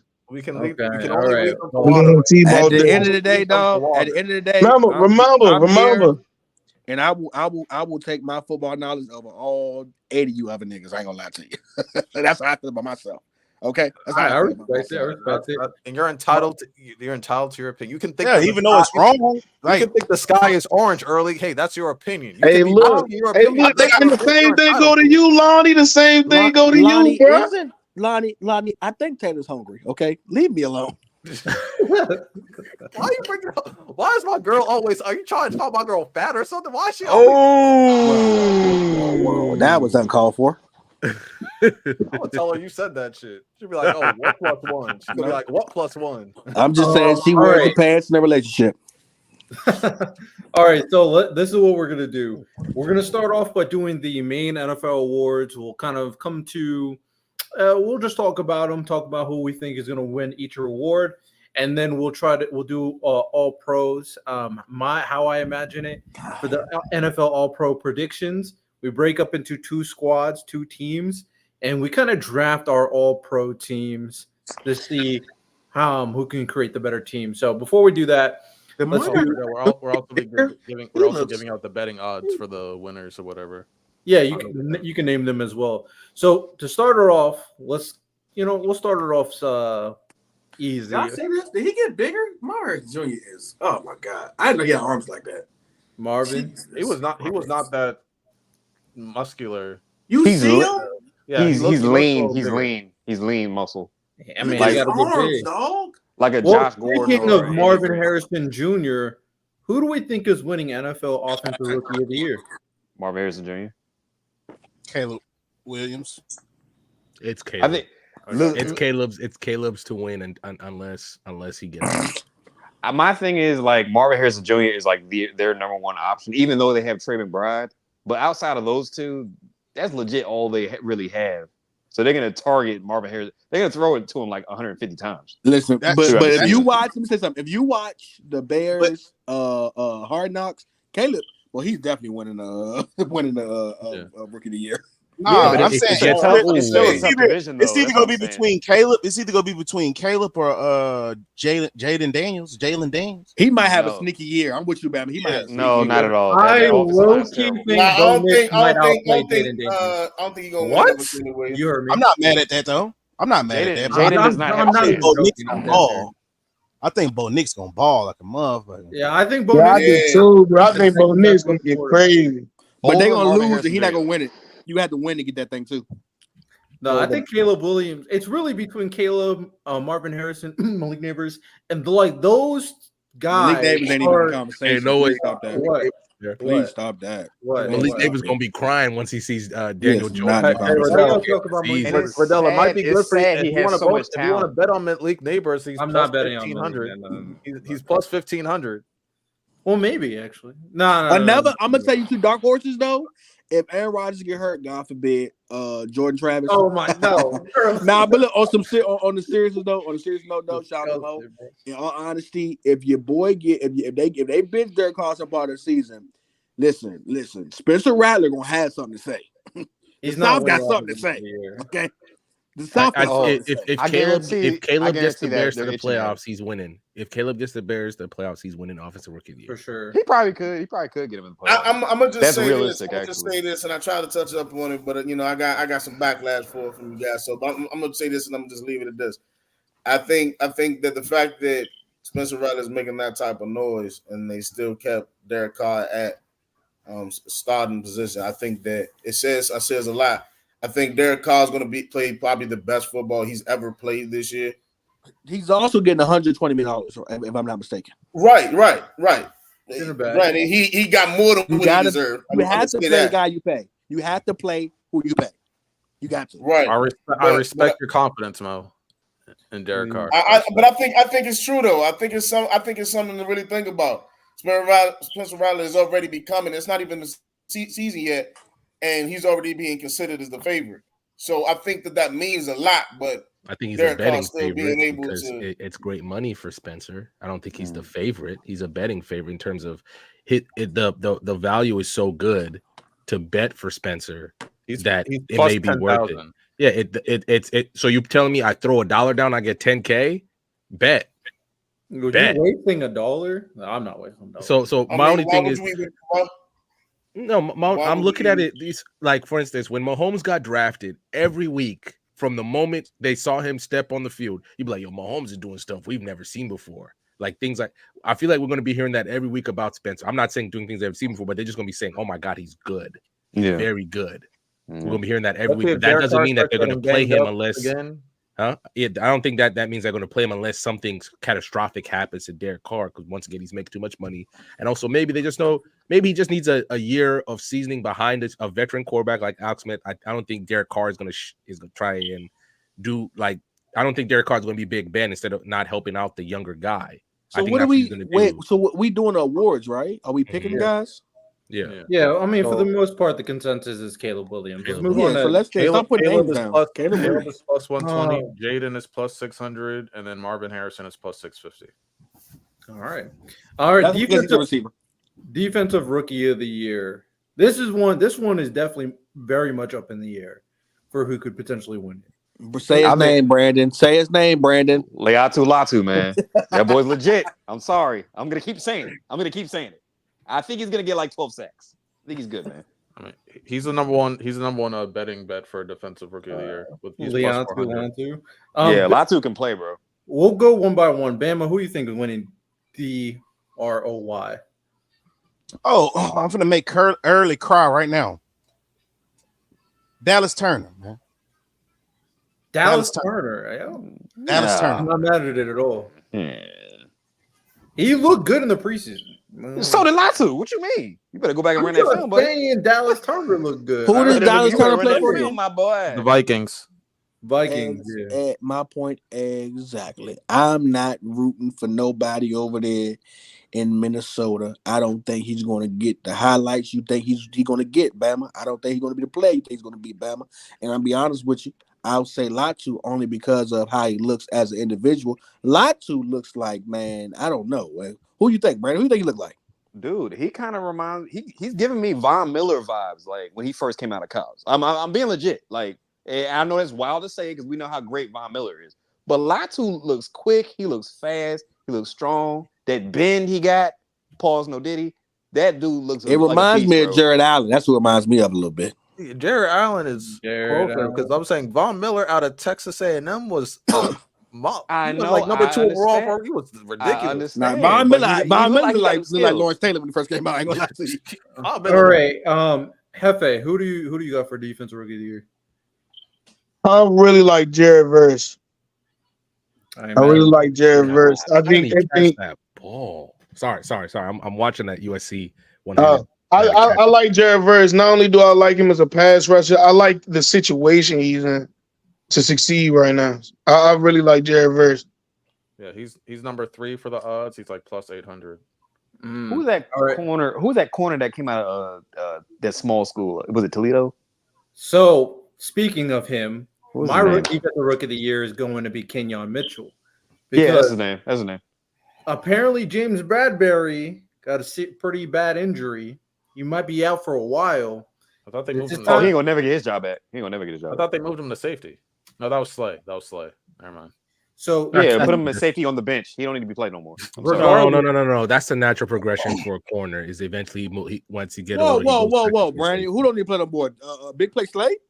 No, I said Bradley. Bradley. Slay's my guy. Don't do that. But Bradbury, he looks so bad, bro. Put him in safety on the bench. Well, now he's injured, and this basically ensures that Kenyon Mitchell is going to see the field, and he's going to need to be dominant. And since he's going to be on a team which he can win a lot of games, he's going to have to be that guy, and I think he will be. So that's why. He's legit, man. He's legit.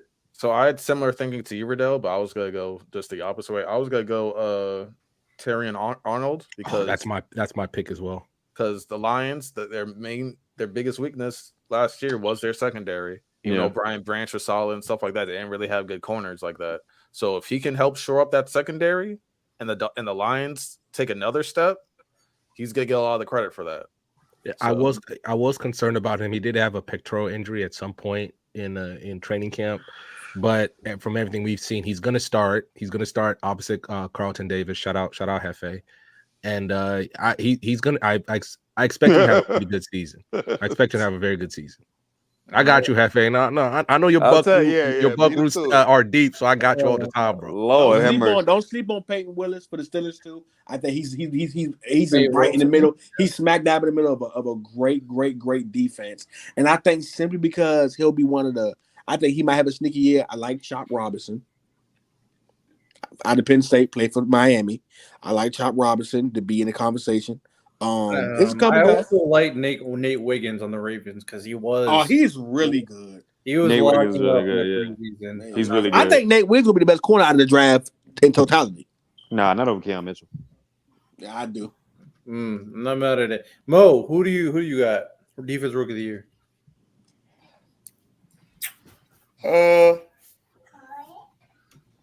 Would it be crazy to say I think it'd be between Byron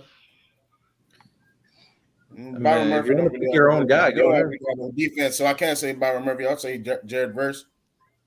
Yeah, Jared Verse. I mean, I feel like Jared Verse is not a bad pick by any means. Byron Murphy's not a terrible pick either. If Jared Verse still had Aaron Donald playing, then I might go with him because he's gonna get a lot of cleanups. But they have Kobe Turner there still, and Kobe Turner balled out. So. And Braden Fisk and Byron. I think it's Young. Byron Young. And I will take one Aaron Donald over all three of them. All right, but Kobe Turner. Weren't you arguing the other way? No, we're not gonna do that. No. We're not gonna do that. I'm gonna say this. Wait. We argue. We argued maybe Hall of Famer Lamar Woodley, guaranteed Hall of Famer James Harrison, and then Brent Kiesel, who are all pro bowlers. That's what we argue. We're not comparing those three guys So my three guys. My three Fair guys. enough. Fair enough. Help Fair this team enough. win. Nasty work. Nasty Fair work, by enough. the way. I'm so Fair mad I enough. missed that. Nasty work. All right, let's move on to offensive player of the year. This one is very interesting considering all the current situations in football. So, Mo, who do you think will be offensive player of the year? Caleb Williams. No. Offensive player or just Yeah. offensive? Not rookie. Offensive player. Can a rookie win both? Yeah. No. Man, Nah, I doubt Nah, that. they He don't- can. Yeah, he can. I mean, Caleb Williams. Yeah, it could be Caleb. Caleb could To get do it. it, a but, quarterback is not winning. Let's be real. I'd probably say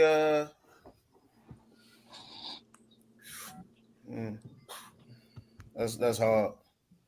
All right, I know we'll my pass pick. on you, and we'll come Yeah, back. yeah. I know We'll my come pick. back to you. I know my pick. We'll go in order. We'll go in order for the thing. So, random. Who you got for offensive player of the year? I want to be a little off the board. Give me the Sun God, please. Amon-Ra St. Brown. Give me the You out Sun of God. your mind. What are you, a Big- Lions fan? You out of Recently? your mind. No, what is going on? I think he's in line for because I want to go Christian McCaffrey, but I don't know if they're gonna give it to him twice in a row. So He didn't win it. Did he? Oh, he did win it. He won last year. I thought can't remember last he time we've had absolutely a two-time straight winner. So that's why I'm saying I'm calling for the Sun God to get his I shine. don't like that. Early. he's Oh, second place. He's second place. Hold on. Timeout. Prodigy with the $2 super chat. This is our first ever super chat. Oh. We truly appreciate it. This goes down in history. First ever. Shout out to Prodigy. Hey man, look, you have been sending money through anyway. You're gonna lose your 20 anyway in the fantasy league. But we appreciate you, Prodigy, for being our first ever super chat. Shout out to Prodigy. You are a family of open field for life. Did you see what the Prodigy. Miami players were saying to the Florida recruits as they were leaving the field? Yeah, they were trying to recruit him, right? Like, don't come Yeah. here. Yeah. Like Cam Ward was like, USC louder than this. I was like, oh my God. Yeah. Oregon louder than this. Well, let me read it off. uh, He said, smoking on that Gator pack tonight. # drain the swamp. Anybody else smoking on that pack? Nobody? Nobody? I was gonna say the random. Christian McCaffrey got the second best. odds We here right at the now. Open Field Podcast we smoking is legal in a lot of states, and we just want to let you know we encourage you to smoke, but just make sure you smoke responsibly. It's legal in my state. Shout out Ohio. Yeah, so you go over here. No, McCaffrey got the second best odds at 950. 100 wins you 950. So that ain't bad. Okay. Early. Who's your offensive player of the year? I want to say his name, but it's gonna go against what I got going on, and I'm rooting for a down season from this team. But Bijan Robinson is my offensive player of the year. If not Bijan, I expect You can't go two, man. Wait, Yeah, because you might take mine and I'll be upset. Yeah, you can only pick one. Yeah, you I literally expect just took mine. Tyreek You literally just took mine. Oh, he said Tyreek Hill might get Tyreek. Nasty. This man did it anyway. You can't say two guys, man. No, but Bijan, who was my pick, he has like the sixth best odds, which is kind of crazy to me. But he's plus 1,600 to 100, get you 1.6K. The head coach said they're gonna run him into the ground this year. Like Yeah, they said they're gonna run him like McCaffrey. Yeah, But so- I also heard I think the offensive coordinator say that Tyler Algier will get touches too. I don't give Oh, a damn. I'm sick of seeing him, bro. He can play though, guys. Don't do that. I know he can play, but we know Bijan is. No, but I draft. Yeah, but Bijan you don't in, want two Bijan to different have dra- like two different 300 leagues. carries No, either. I absolutely do want him to have 300 carries. I absolutely do. Look, No, you don't. No, you don't. I know we don't. I know we history has don't talk. shown I know that we don't it's talk been battle of all about a running guy backs. who should not be named anymore. But there is one thing that he said about his theory about running backs that get anywhere close to 300 to 350 carries. How that legitimately hurts their career going forward. I want 300 does. flat. That's it. It does. No, just let. It does. I'd rather him Larry have 200 Johnson, carries and like John 75 catches. Alexander, it tears running backs up. It tears him up. He's too young to be getting 300 carries. Well, AP used to get 300 Ezekiel carries. Elliott. AP was an All anomaly. illustrious come in. Hey, AP was an anomaly. AP was not even human, B. AP wasn't even human, bro. Don't use AP as a standard for anybody. Oh, and I'm gonna be honest with you. All right. And I hate to Nah, be AP this guy, was a but dog, man. if AP you- was if a you dog. Reel heard- it back in. Let's reel it back if you've in. heard Adrian Peterson talk lately, dog, I'm a little worried. Fair, but let's reel Lord it have back mercy. in. So I think I'll go next after early. My Whoa, offensive player of the year. No, I'll go that and then like that. Oh, okay. Yeah. Good. My offensive player of the year will be Of course, it's Saquon Mother effing Barkley. He's gonna be Bro, the guy. I stand, bro. You blowing me, bro. You blowing me. He's going to get all those touchdowns are going to Saquon. You're blowing me. He's good. Y'all just gonna see how good Saquon will be with a good offensive line. Oh my goodness. Nobody wants to hear Riddell. Oh my God. Rooting for a guy who don't play for your team no more, but not only not play for your team, but plays against your enemy in your division is crazy. Hey man, I want to lose. I need a good quarterback. I think we'll take Shador. Giants GM was at the Colorado game. Huh? The Giants GM was at the Colorado game. Hey, we'll take Shador. We need to lose games. Hey, we'll do it. Shador might be pretty nasty, but we'll take him. He'll fit the New York vibe. He definitely will. He definitely New York. Yeah. And let me just be a little nasty. Riddell. Does it sound good to you? Sanders to neighbors for 10 years. Hey man. Oh, you see what he's doing with Jimmy Horn? I imagine that's Malik Neighbors. This is disgusting work. Go ahead, final fake boss. Well, since Early decided to steal my flow and take mine, I'm just gonna be a little delusional since I have a bet with Riddell about how good Garrett Wilson's gonna be. So I'm gonna go Garrett Wilson since he finally has a damn quarterback. He's plus 2,500, so 100 gets you 2.5K. That ain't too bad to me. I think he can get 1,500 yards this year with A-Rod. Hey, did Cooper Kupp win Offensive Player of the Year that year when he went crazy? Yeah, he did. Okay. Yeah, I think he could get 1,500, 10 plus touchdowns with A-Rod. So, yeah, Garrett, he already had one of the craziest 1,000-yard seasons with Zach Wilson. What do you think he's gonna do with A-Rod? So, okay, Brandon. Yeah, Brandon. All right, I'm gonna go. Say it. Hold on, I'm gonna go for a guy that you guys are not thinking about, but I'm gonna say anyway. This might be a little left field. JT. But I'm gonna say Puka Nakua, man. Oh, I'm gonna say Puka, bro. Yo. He went absolutely bananas last year as a rookie, but his second year with a healthy Cooper Kupp in the slot too. Man, I think Puka Nakua is gonna go crazy. You're awful. You're very awful. I see 1,700 yards from him. You're so awful. I respect it. He has better odds than Garrett Wilson. He's 2,200. Puka's my dog, so I respect it. Yeah, that's my dog right there too. Shit. Bama, you here? Yeah, I'm here. I'm tired of hearing all that bullshit too. Hey, make them all relax with the cussing, please. Sponsors are Who watching. you gonna say, Bama? Mac Jones? Yeah. Hilarious. Go ahead, Bama. Offensive Player of the Year. Yeah, let's hear it. Devontae Smith. What? Yeah. Wait, what? Wait. I see your madness, bro. I see your madness. I see what you're saying. Stop.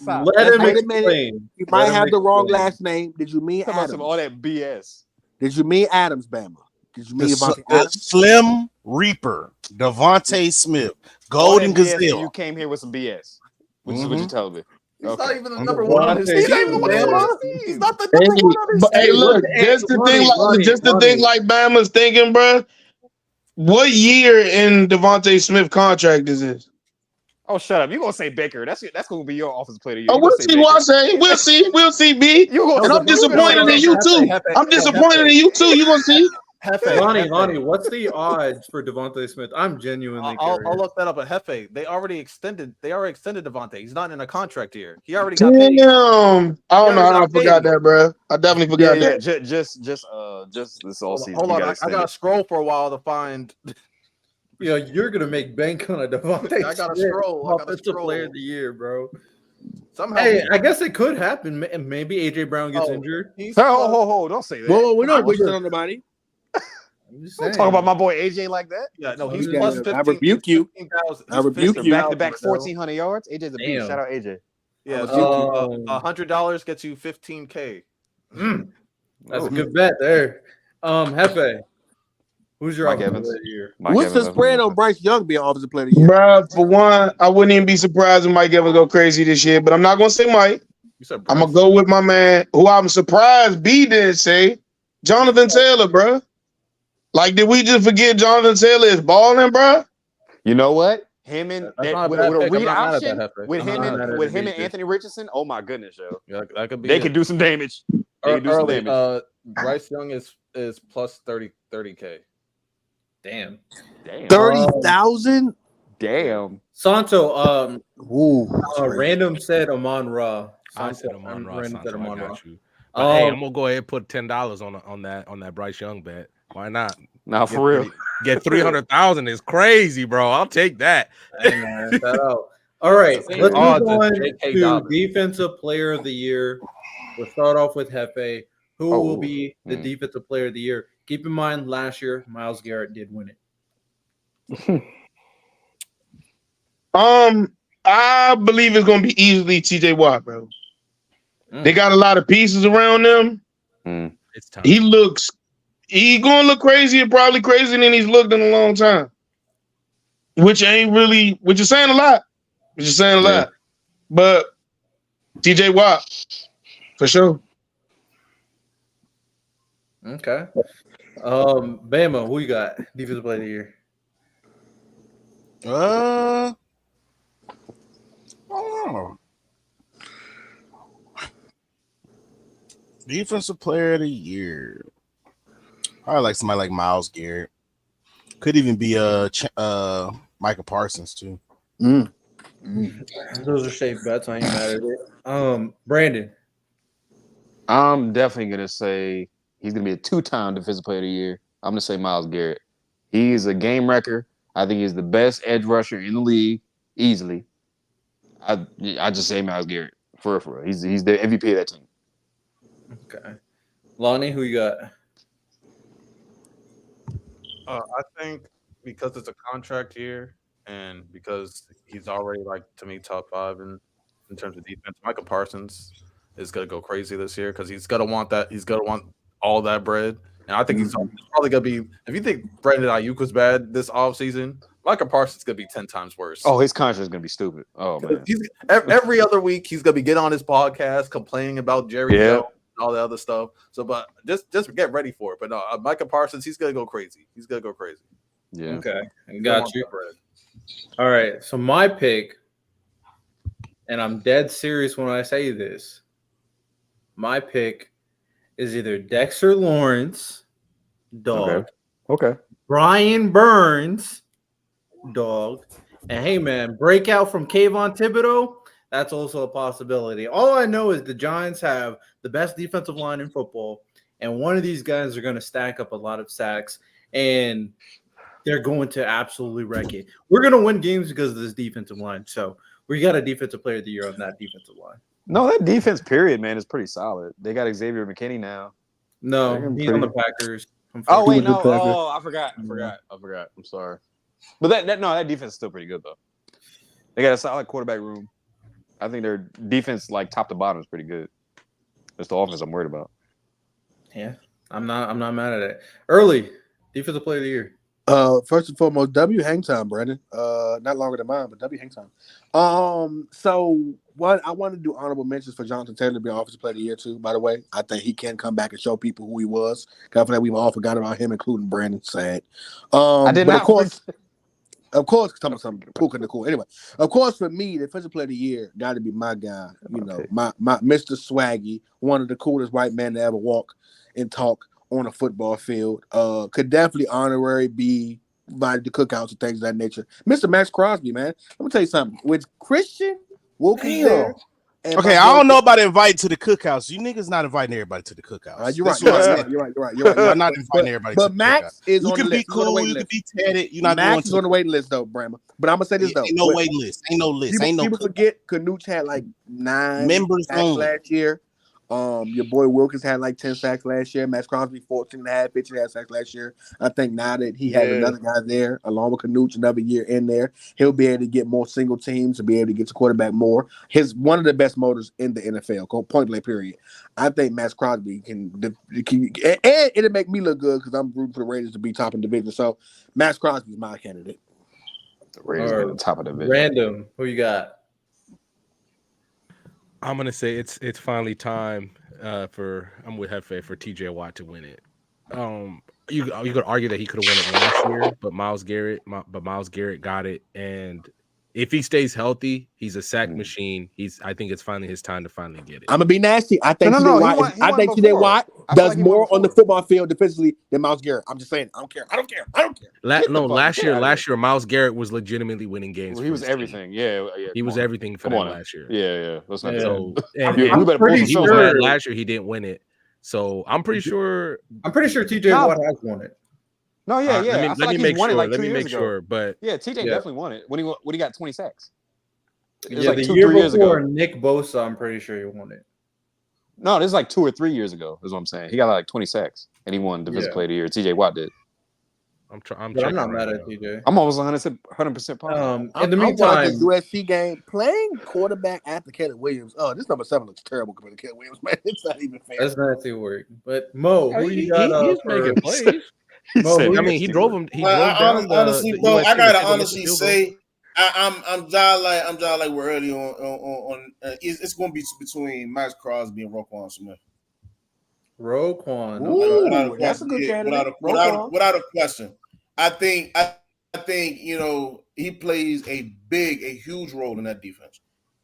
He does. A huge role in that defense. I think he's overlooked a lot for that. So I think it's going to be between Max Crosby and Roquan Smith. And offensively, I think honestly, bro, I think that a lot of people overlook him, but I think what's his name?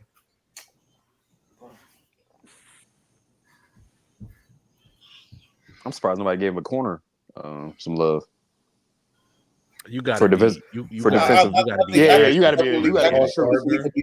I wanted to give Kyle Hamilton. I think it was between Puka Nacua and Jamal Chase. I ain't mad at it. All right, let's go to the comeback player of the year. We don't got to do one by one. Who we think is most likely to win it? It's Kirk Cousins. Nick Chubb. I would say Aaron Rodgers. It's Kirk Cousins. Jonathan Taylor. Jonathan Taylor played the majority of last year. He's not. Nah, I can see it being Kirk. Yeah, it's gonna be Kirk Cousins. Yeah. I'm going Aaron. Aaron had. I'm gonna go A-Rod. Yeah, I think it's Aaron. All right, let's go Coach of the Year. If I'm gonna say this, if Shane Steichen, if Anthony Richardson stays healthy, it's Shane Steichen's award. Then Miko Ryans. He's a great coach. Or Antonio Pierce. If they win the division, like I say, Antonio Pierce is definitely getting player. Just give up your money now. They're not winning the division. You want to bet on that? You want to bet on that? Never random. Never. I've already done this, bro. Leave me alone. Well, bet me. Come on now. No, bet me on this. Like I've heard you say a lot of crazy stuff early, but the Raiders winning 12 games and winning the AFC West with the two-time Super Bowl champions in it. So Mahomes has to get hurt. Andy Reid has to get like debilitating food poisoning so that he can't coach for the season. And they still somehow have to be better than the Chargers. I bet a lot of people that if the Minnesota Timberwolves played the Nuggets, they would win. And I won. The Timberwolves are better than the Raiders. Whoa! We talking about now. We just saying it now because we know how great they are now. The Timberwolves, even at the start of last season, were better than the Raiders. All right, we're getting a little off topic. I'm just saying. The Raiders. I didn't collect that money on you guys. We're gonna reel it back in. You could argue the Raiders are one of the worst teams in the league, and you're saying they're gonna win 12 games and somehow. Hold on, random. Random. You don't know ball. Thank you. That's nasty. You're the one trying to say Antonio. First of all, you trying to say Antonio. Hold on, random. We'll reel it back in. We're gonna reel it back in. Let's Coach of the Year. We're talking Coach of the Year. Antonio Pierce is plus 3,000 early. Antonio Pierce, Shane Steichen. We got other names that we want to. I'm going. Let me get the Lions coaching in, bro. Dan Campbell. Oh, Dan Campbell. Yeah. I love Dan Campbell. Yeah, I'm going to. I'm gonna. How did he not win it last year? Dude, beats me. They gave it to Kevin Stefanski because he made the playoffs with 4 different quarterbacks, winning with 4 different quarterbacks. I respect it. I'm gonna go little dark horse. I'm gonna say Sean McVay. I am mad at that. Similar logic to you. I'm going Raheem Morris. The Falcons are gonna win a lot of games. They're not. They are. Just trust me. It's gonna happen. But I respect it. All right, last one. I'll do one by one. MVP. Who is going to be the MVP of the NFL next year? Let's run through it. Mo, start it off. Joe Milton. What? Nasty work. I hate him so much. I think Patrick Mahomes is always in the conversation. For sure. So let me just start there. I think he can definitely be in the conversation, but I think No, you start there, you end there. Random. How you gonna just say you start there, Patrick Mahomes? Early, you've been naming 2 coaches, 2 players all day. Shut up. Absolutely. Fact. Come on. Now you want to get on somebody else back. I think he could. I think he could be. I think he could be Pat Mahomes. I'm gonna just say Pat Mahomes. W. Random. Who you got for MVP? You know what? I'll do it. I'll believe in him. Josh Allen. He's gonna have the narrative. Oh, you son of a gun. He's gonna have the narrative. and I think if he's what the Bills believe he can be, I think he can do it. Fair enough. All right, Early, who you got MVP? Well, Josh has. For me, I was gonna pick Josh. I think he has a Cam Newton type of year where he's by himself getting it all done. But another guy that I think could be an MVP candidate. I won't go there. We'll wait for that. We'll just go Josh Allen. I agree with Nah. Go ahead, say his name, Early. Go ahead, be nasty. Say his name. Say his name, Early. You don't have the ball. Say his name. The Bakers, man. You won't. The Bakers, man. You about to be disappointed. That's disgusting. Word. You about to be disappointed. I would have been more okay with you saying Brock Purdy That's before what Baker. centerist work. So hold on. You think Purdy. Mayfield can win MVP? No, For I sure. think he could be. I He was think he could third be. voting last year. I think he could be a candidate. That's all. And I think Brock Purdy is definitely up there too. Yeah. All right. My pick is Josh Allen, so we can move on. Lonnie, who you got for MVP? CJ, Brandon. All right. I'm gonna go.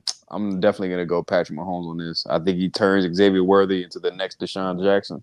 I think Rashee Rice is gonna do some things in his second year. Marquise Brown, he can be dropping passes, but still he'll look like something with Patrick Mahomes. And they also have Juju Smith-Schuster, so I think it's gonna be Patrick Mahomes. That ain't make no MVP. difference. They had to be full. Yeah, but he was good on that team. Let's be honest, guys. Come on, he was actually pretty decent on that team. Pretty He was all right. He was all right. Yeah. So that's a was scheme he's familiar with. It helps having an elite quarterback. So yeah, it it's does. what it is.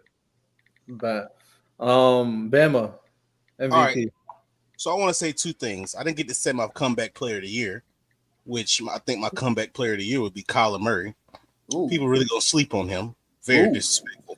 I hope he's good. He played a decent amount last year, so I don't think he's winning it. He played a decent amount, but he should play good this year. He just got 2 top contender wide receivers. Yes, they're young and they just got into the league, but they're still dogs. So he has no excuse this year. Don't forget about Trey McBride. He's good. But my MVP. That's a tough one, bro. Say it, Bama. Say it. Say that guy in Miami. Don't you say it. Don't you say it. do it. Don't you say I'll it. back you if you do it. Honestly, Don't. it's between 2 people. Okay. I'm gonna say 2 people because earlier been saying 2 people. This is Spence. This is like for the love of Ray J. My God, Back to commercial break. After this commercial break, Bama will tell you his answer. And the girl I'm gonna pick is all right. So this is what I'm saying. 1, especially if they ball out, Justin Herbert. I respect it. Okay. 2, if he continues off of his performance from last year and wins a playoff game, CJ Stroud. Ooh. Fair picks. I respect it. That was gonna be my other option. Hefe, MVP. So since we all going with 2, I'm gonna go with 2. no boy. I got somebody I believe I can make it, and somebody that's a dark horse for me. Who I believe like will be the front runner for MVP this year is blonde Joe Burrow.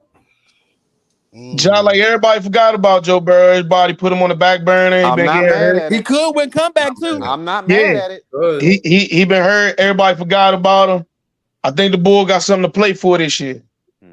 But outside of that, who I got being a dark horse MVP is Baker Mayfield. Of course, Oh, yeah. of course. Yes, sir. And let me say this. Let me say this right now. The second best quarterback in the entire league, still, I don't care about his injury last season, is definitely Joe Burrow.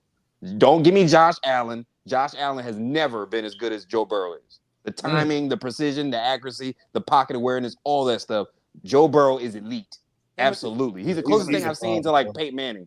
Like as far as like pre-snap and all that stuff like that, he's good, man. He can read the defense quickly. Joe Burrow is the second best quarterback in the league. Period.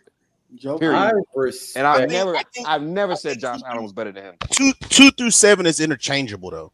Like no, absolutely not. Joe is one. It is. Mahomes, and then Joe Burrow. Period, and then the rest. No, it's not because last year, certain parts of last year, Lamar looked like the second overall best quarterback. It was second parts of last year that Josh Allen looked like the unanimous second overall quarterback. It was parts of last year where CJ Stroud looked like the second best overall quarterback. We could go on and on. Like I'm trying to tell you, 2 through 7 is Dak Prescott, Brock Purdy, Jordan Love. You could cycle it through as much as you want. Like it's so subjective because all of them niggas are due for a slump somewhere, somehow, some way. Every last one of them. As much as I love them, can I say my dark horse too? Jordan Love can definitely win MVP. Patrick Mahomes. He just had a baby girl, man. Maybe, you know what I'm saying? That's maybe what it's gonna take for him to have a daughter and she play in Kansas City for somebody to get a win, bro. Because I don't see nobody winning this year. I hate to say it. Not to even go too far off. I don't see nobody winning versus Kansas City this year in the playoffs. Lamar at no point in his career was ever better than Joe Burrow, and I love Lamar. I think Lamar is a better passer than what people think, but he has never been as elite as a thrower as Joe Burrow is. I ain't saying thrower, but football player though. It was certain points of last year where Lamar was a better football player than Joe Burrow. The smarts along with the arm, then yeah. But as far as the pass, I mean, getting the ball where it needs to be, I think Lamar's right there with him. A lot of people mistake how strong Lamar's arm is. No. He just don't have the smarts to get where it should. Lamar's arm is great. I think he's more accurate than people think. But Joe Burrow, I'm talking about as far as timing with his receivers and all that, pocket presence and all of that, getting the ball out quick and all that. Joe Burrow is A+ across the board. Across the board, everything. Yeah. Joe is just Joe Cool for a reason. I don't think Lamar's has been on that level yet. Even in his first MVP, which Lamar was great. I mean, I take nothing from him. I take this much. You give Joe Burrow a scoreless Chiefs team in the second half, he beats that team. I respect it. All right. I think we're not going to do the all pro draft because that'll take a little bit. I know you guys are itching to get to this debate. I don't even really know the parameters of the debate, nor how we got here, to be honest. So who wants to articulate what this debate is? You do that, and I'll be right back. Go ahead, Lonnie. How did it start? That's a good question. Yeah, because I'm not really sure how this beef started. It was ridiculous. I don't know. It was ridiculous. I think it started with like ridiculous Baker glaze, and then how it usually goes. Ridiculous Bucks glaze, and then we were talking about Lamar, and then somehow ended up being, I don't want to misquote early, so I'll say I think he said if you replace Baker Mayfield with Lamar Jackson last year, he would have similar stats, if not better, or something like that, or they would be just as successful, if not better. Oh, that's insane. Yeah, go ahead. Yeah. Now we all know that the Ravens had a historical defense. And and I can probably name 12 to 14 quarterbacks that could be successful with that type of defense. But to say that like Baker would have a similar MVP season with that defense, yeah, that's insane. I don't understand why we're even having this discussion. Like this is not even debatable. Like this is not even debatable. Like come on, get to it, bro. Get to it. What's your point? No, so I want to hear Early and Hefe's claims because y'all go first. That's for sure. Yeah, no. You lie. Go ahead. You been talking about killing it. Come on.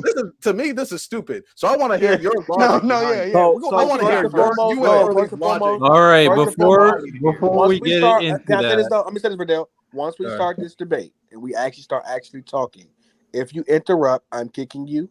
and giving you a temporary timeout. You can kick me too if I interrupt. Let's actually let people get their point across. Let's not cuss. Let's not rage out. Let's have a discussion in front of these beautiful people and get this thing rolling. So, Lonnie, you did start off of saying what you wanted to say. Do you want to go first? No, he was describing what happened. I was just so you describing. gotta have I was to just say what describing. you So Did I have describe faith. it Do correctly you earlier? want to I go don't first? want to misquote anybody. Yeah, I go first. It don't matter. I can't promise I'm not gonna So rage out. That's let number me one. moderate. I have no stakes, so I will be Mr. Judge on this debate.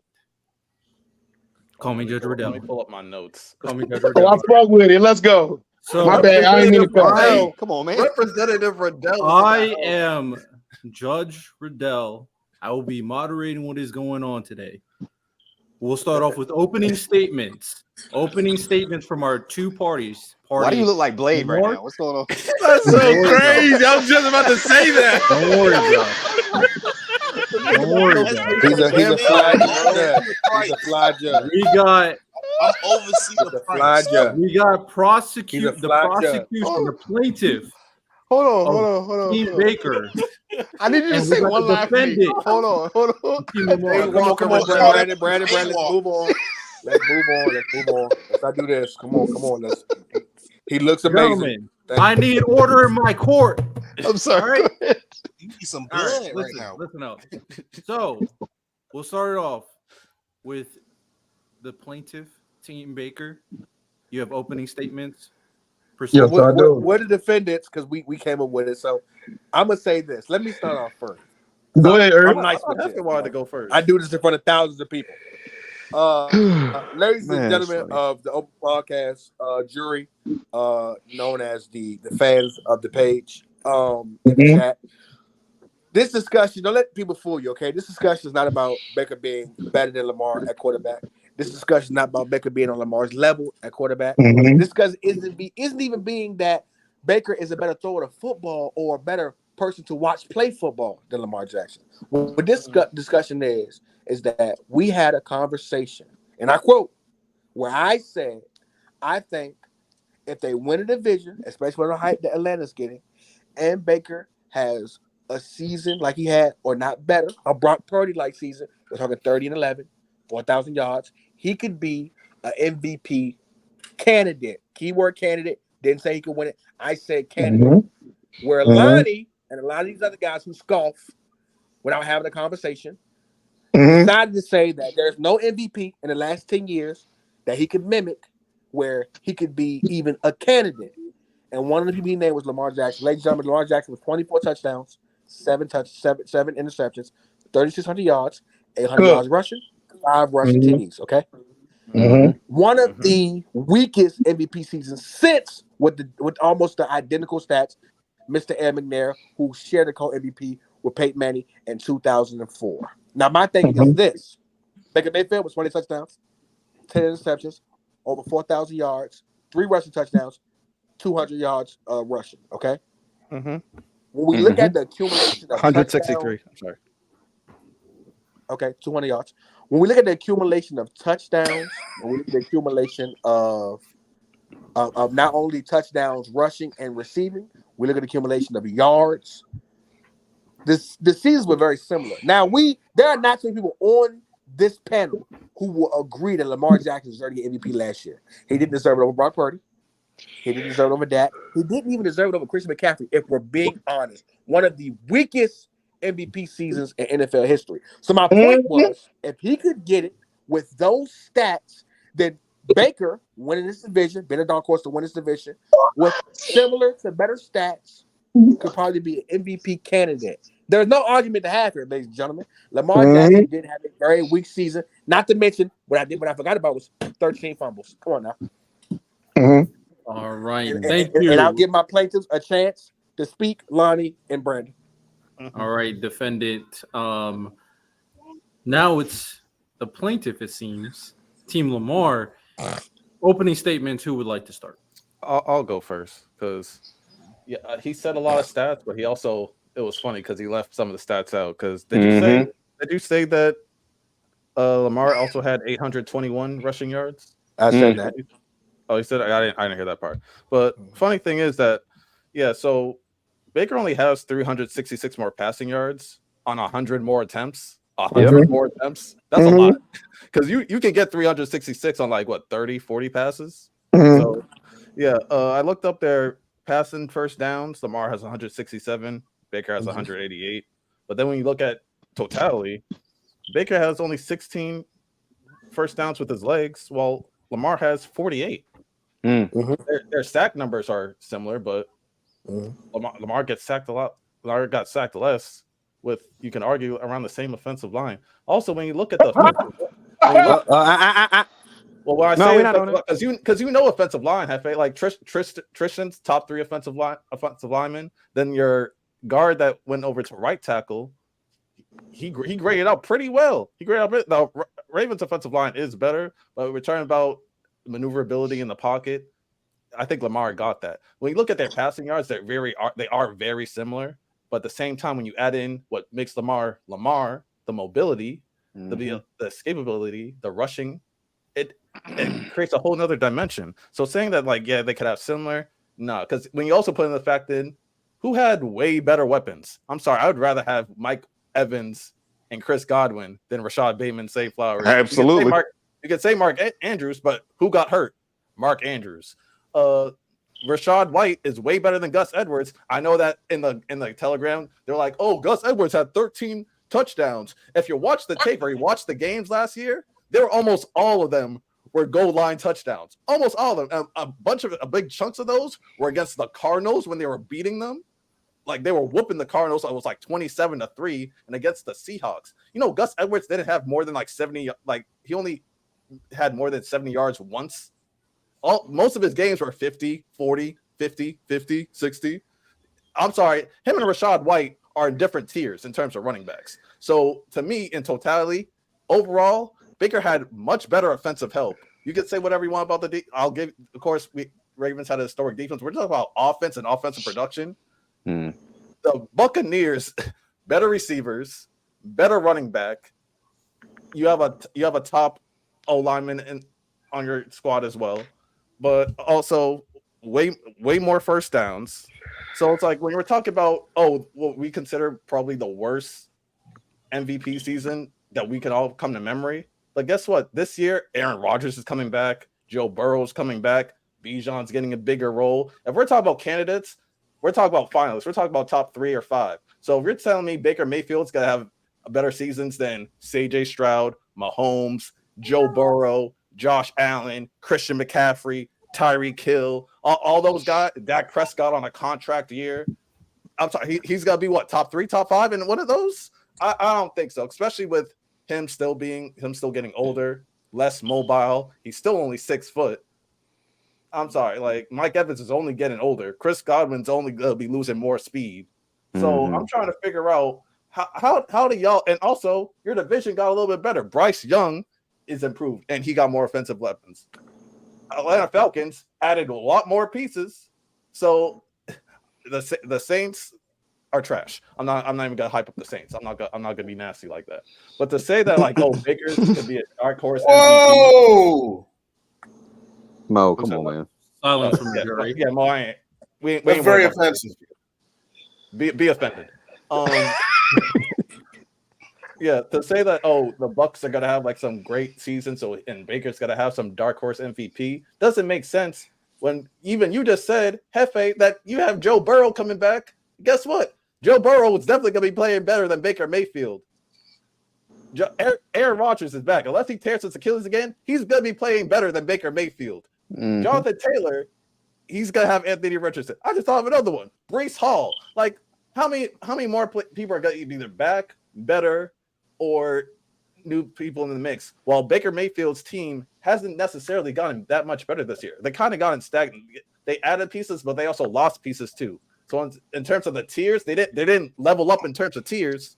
They kind of stayed around the same. So saying that like, so yeah, their stats are similar. Their passing stats, because they have the same passing yard attempts. I think they still get like 7 yards, something like that. So yeah, Lamar Jackson is Baker Mayfield without the legs. So if you're trying to say that, like, oh, somehow Baker's gonna suddenly make up for all that, that makes no sense to me.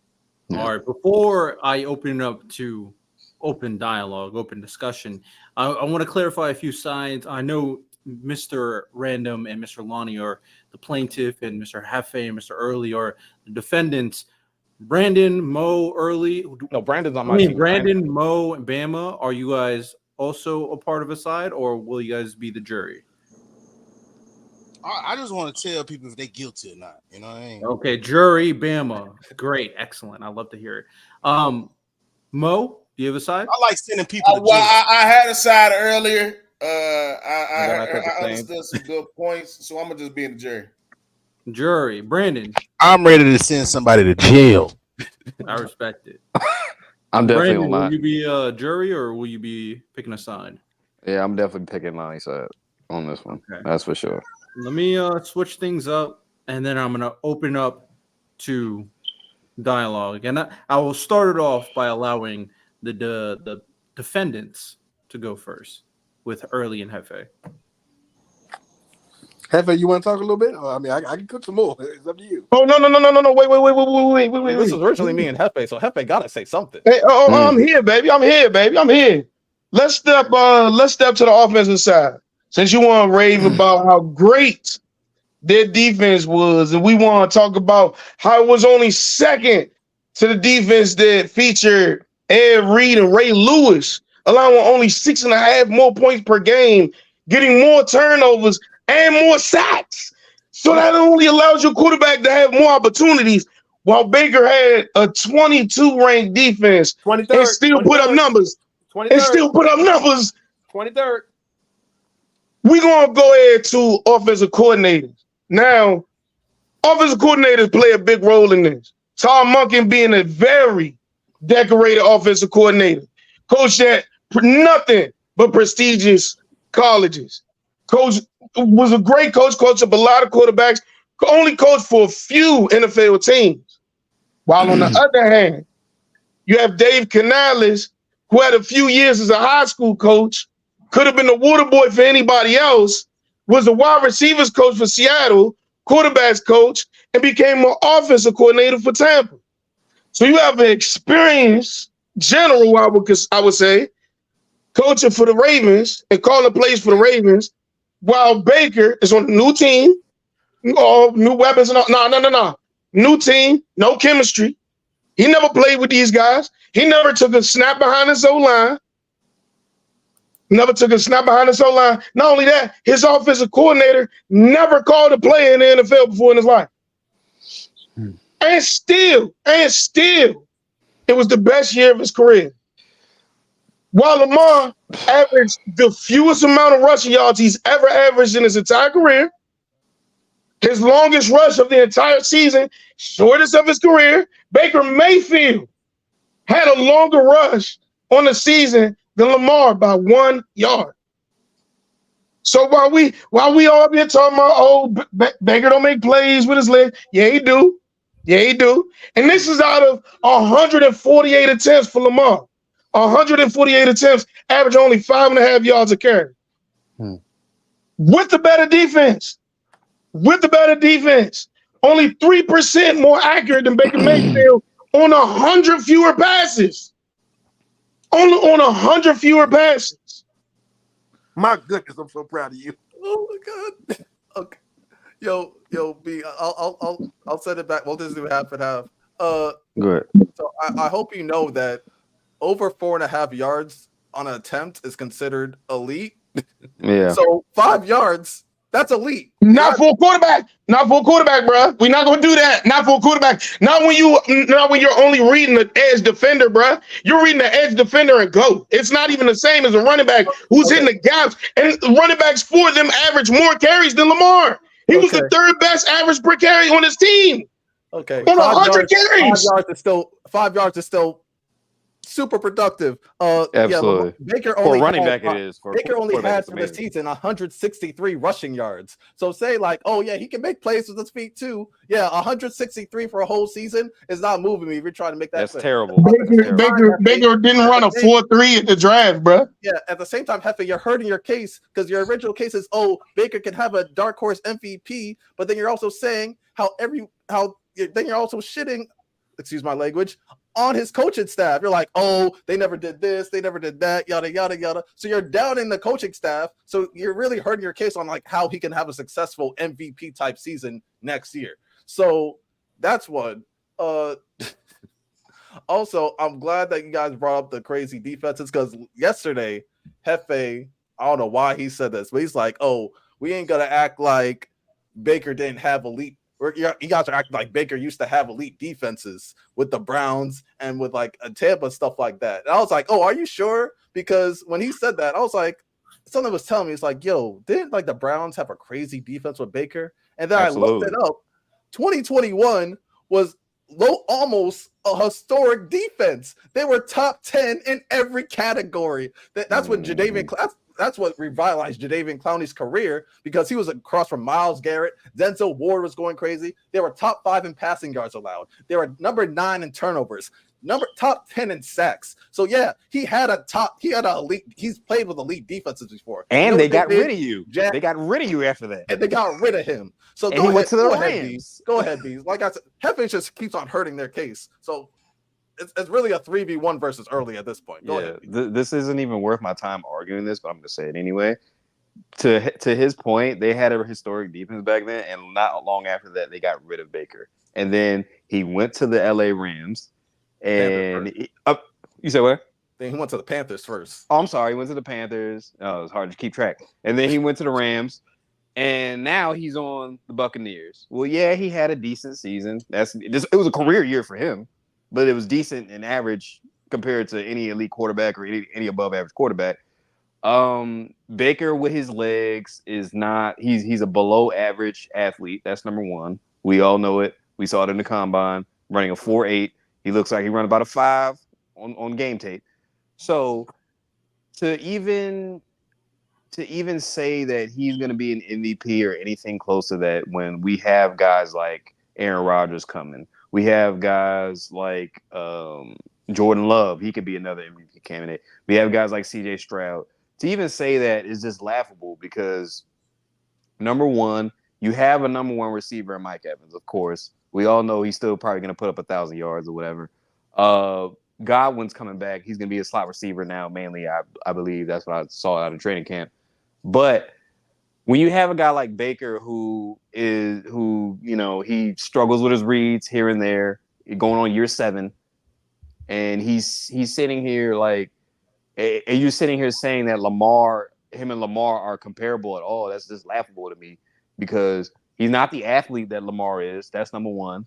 Lamar is out of this world. It's not even close. And Lamar is also a better passer than him. And yeah, he had a better, more elite defense this year. But to even act like the weapons are like on the same tier, it's not. His best weapon was hurt all last year. He only played like 6 games, I believe. Mark Andrews did. Like that. Yeah, he only played. Double check that real quick. He only played about 6 games, and then his next best weapon was a rookie in Zay Flowers, who was a pretty good rookie last year, but still, Lamar had to work more with less. Oh, don't stop there because then his second best receiver was Bateman, who just resigned on a 1-year deal. Who so far has been a bust. So the second wide receiver is a bust, and a washed rookie, Odell Beckham, and then an injured tight end. Yeah, and a washed Odell Beckham. To Hall of Fame Mike Evans. Exactly. Speedy Chris Goodwin. Rashad White. Come on. A receiving back. Like, what are we doing here? He had way better weapons than Lamar did. If you give Lamar those type of weapons, his MVP season wouldn't seem so mediocre as you guys so eloquently put it. So I'm saying that to say this. We all know Lamar Jackson is a better thrower of the football than Baker Mayfield. There's no debate. We all know he's a better athlete. And we all know that the offense that he's in is based off of him. That read option, that spread offense, We know that Lamar runs that offense. He's the heart and soul of that offense because the offense flows through him. The offense doesn't flow through Baker Mayfield on the Buccaneers. You can interchange any other quarterback, your Brock Purdy's, your Jordan Loves, whoever, and they can run that same offense and be a lot better than Baker was because Baker had the weapons and he was still average at best last year. Point blank, period. While Lamar, his best weapon was a rookie. So I don't understand how we even having this debate. And that being said, I'm going to pass it on to y'all. I'm going to let y'all speak. Y'all talk for a very long time and don't say nothing. I want to be the one to say this to you guys. First and foremost, the Ravens had a top 5 offense last year. The Buccaneers offense was 21, if I'm not mistaken. So for me, right, to have a top defense and a top 5 offense, we're looking at a situation where I get what you guys are saying. You guys are naming Rachaad White. You guys are naming Mike Evans. You guys are naming Chris Godwin, right? 2,000-yard receivers and a very great dual back. But what you're not saying is that in totality, Lamar Jackson has a lot of weapons. Between Isaiah and Mark Andrews, that's 1,200 yards right there receiving, over 10 touchdowns. Then you have Odell. Although Odell didn't have the greatest season last year, you combine him with Zay Flowers. That's 1,300 yards receiving, almost 1,400 yards receiving. Not to mention the fact that between Gus and the other guy they had, I can't think his name right now, we're looking at 2 backs who had over 700 yards rushing. If I'm not mistaken, I think Gus Edwards accounted for 13 touchdowns last year. 13? We addressed the touchdowns. Yeah, we addressed it. Yeah. That's crazy that he's talking over me, but I'm quiet at the time. So do I got to kick you? Or you want me to kick you? You want me to kick you? All right. Anyway, so my thing is this. When we speak on what Baker Mayfield did this past year and what Lamar Jackson did this past year, we're looking at a situation where, again, Baker Mayfield was 28 touchdowns and 10 picks. That is a decent season when the guy across from me had 24 and 7 with 3,600 yards.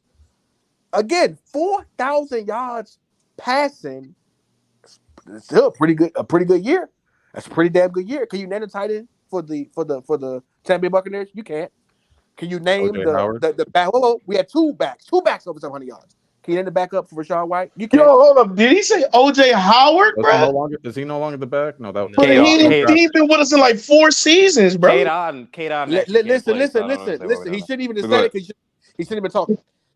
We're not, again, the argument from the jump was never that Baker Mayfield is a better quarterback than Lamar Jackson. And that's where you guys think you're cooking. Oh, man, it's not even close. My man, the conversation was that he could be an MVP candidate. Now, it actually helps our case when you say that the Falcons got better, when you say that the Panthers can be better. What I'm saying to you is that in a division where everybody is leaning towards the Falcons. If you look at the odds is the Falcons will win this division. And that goes a part of my case that if he wins this division, putting up another close to 28-10. Last year, again, Purdy was damn near similar with more wins. So if I'm looking at a guy winning the division, I'm looking at least 11 wins. If he does another 28 to 30 TDs, 10 picks or less, with another 4,000 yards, that's going to be a productive season on top of a division getting won. If he's top 6 to 7 in MVP votes or MVP candidate-wise, that makes him a candidate. Again, my point was a candidate. And if we're comparing Lamar Jackson's year from last year to this year, Lamar Jackson had a very bad year compared to any other quarterback in the last 10 years as far as MVP candidates. We're looking at a year last year where Lamar was an MVP candidate, MVP winner. Look what Dak did. Look at the numbers Dak put up. Look at the numbers Brock Purdy put up. Look at the numbers Chris McCaffrey put up at running back. Look at the numbers that even with they have the same amount of turnovers as Lamar Jackson. Look at the numbers that your boy put up in Buffalo. Josh Allen by himself over there. They wasn't about the offense. They didn't have anybody. They phased my man out at the half of the season. The running back game wasn't as good. You had James Cook and nobody else. But when we talk about MVP candidates, Lamar Jackson won it last year with those stats. So the argument from the jump was that Baker cannot mimic any quarterback over the last 10 to 12 years that won MVP. My case was that Lamar Jackson had a weak year and won MVP. I'm not even saying Baker can win MVP. I'm saying he could be a candidate. How am I saying anything wrong when a guy threw for 20, went 24/7, 3,600 yards, 800 rushing. And this is the thing y'all argue with Lamar Jackson that pisses me off. You talk about his mobility. Yes, great mobility. But at the end of the day, a quarterback is supposed to throw the ball. like you keep naming running back stats that don't accumulate. So when it comes to the same stats you guys argue, what was that running ability in the playoffs? What was that running ability when it mattered the most?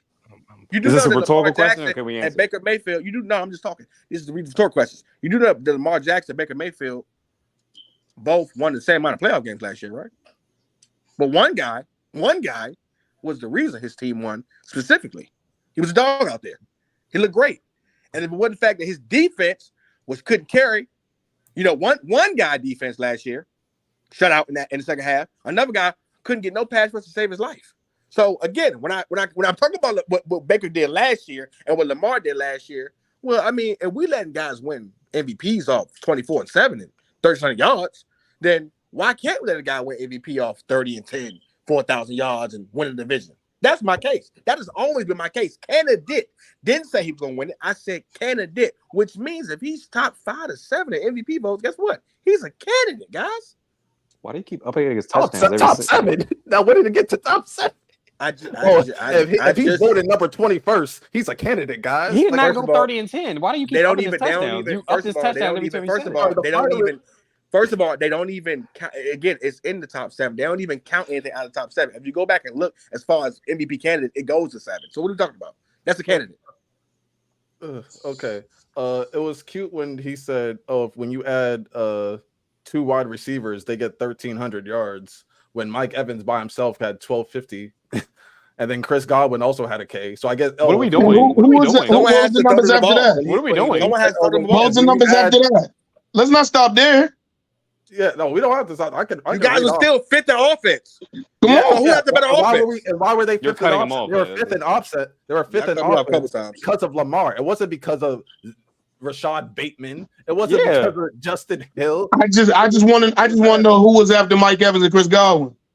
I mean, I can look it up, but hey, two Ravens receivers equal 1,300. 2 Tampa Bay receivers equal 2K, 2K plus. I'm sorry. What's up, But I man? thought Lamar was the dog. Judge Riddell, can I add a stat? Yeah, go ahead. Go So for it. Mark Andrews, it was asked earlier. Mark Andrews played 10 games last year. Before he got hurt. Okay. I just wanted to add that real quick. Let me go back to the jury, please. Okay. That's majority of the season, if I ain't mistaken. The point is, I mean, if you want to say that he can be 7th, 8th, 9th, 10th candidate, I guess you got it. Yeah, if he could be like the 8th or 9th or 10th best MVP candidate. I mean, great. Who cares? But go ahead. Okay, cool. But yeah, that to me, that's not dark horse MVP. Is not. Oh, he got 5th place vote, guys. Whoopee. No, that's not what we do. I'm sorry. When's the last time we ever said at all? Oh, Joe Burrow was like the 7th MVP voter, like the 7th place MVP in 2021. Like, I'm sorry, we've never said that. So when you want to talk about candidates, can we keep it to the top 3, top 5, please, like we usually do? No. This is how low they set the bar for Baker Mayfield. That's why we're doing that. But go ahead. But go ahead. The bar is low. But go ahead. 5 to 7. Hold on. I don't need to set the bar low if Lamar just won it. Yeah, that's number 1. Lamar Not has number 2, 5. by the way. I don't need to set the bar low if Lamar just won it. Candidate, say top 3, top. Can I argue Why this do I though? need to set the bar You low? said that Lamar was the reason that their offense was top. So their offense He was the main reason. Their offense was over. Yeah, absolutely. Their offense was over 6,300 yards. Lamar only accounted for 43 of them. So that's 2,000 yards of offense that he didn't account for. When the Bucks were 20, wait, hold up. The Bucks were 21st, 5,200 yards, and Baker accounted for almost 4,100 yards. Well, 4,300 yards by itself. Dog, it's only about 800 to 900 We're yards all about left to say the same thing on our side. I'm pretty sure. You said what? Go ahead. Go ahead, Lonnie. Go ahead. Go ahead. Go ahead. All 3 of us are thinking the same thing. I think we are. Repeat what you said one more time for us. I just said that Lamar Jackson accounted for 4,300 yards, and his offense was 6,300 yards. Right? Baker, listen to what I just said. Baker. Calm down. No, we're not doing that. I'm talking. So Baker, we're not having that. Baker was, again, their offense was 5,200 yards, and Baker accounted for 4,300 of them himself. So again, I'm trying to figure out, or 4,200 of himself. I'm trying to figure out a guy who accounted for damn near 90% of his, 85% of his yards versus guys who accounted for with 2,000 yards unaccounted for. What are we talking about? So how is that laughing matter when one guy has 1,000 yards unaccounted for, the other guy has over 2,000 yards unaccounted for? What are we talking about? One guy really was his offense. One guy really was all he had.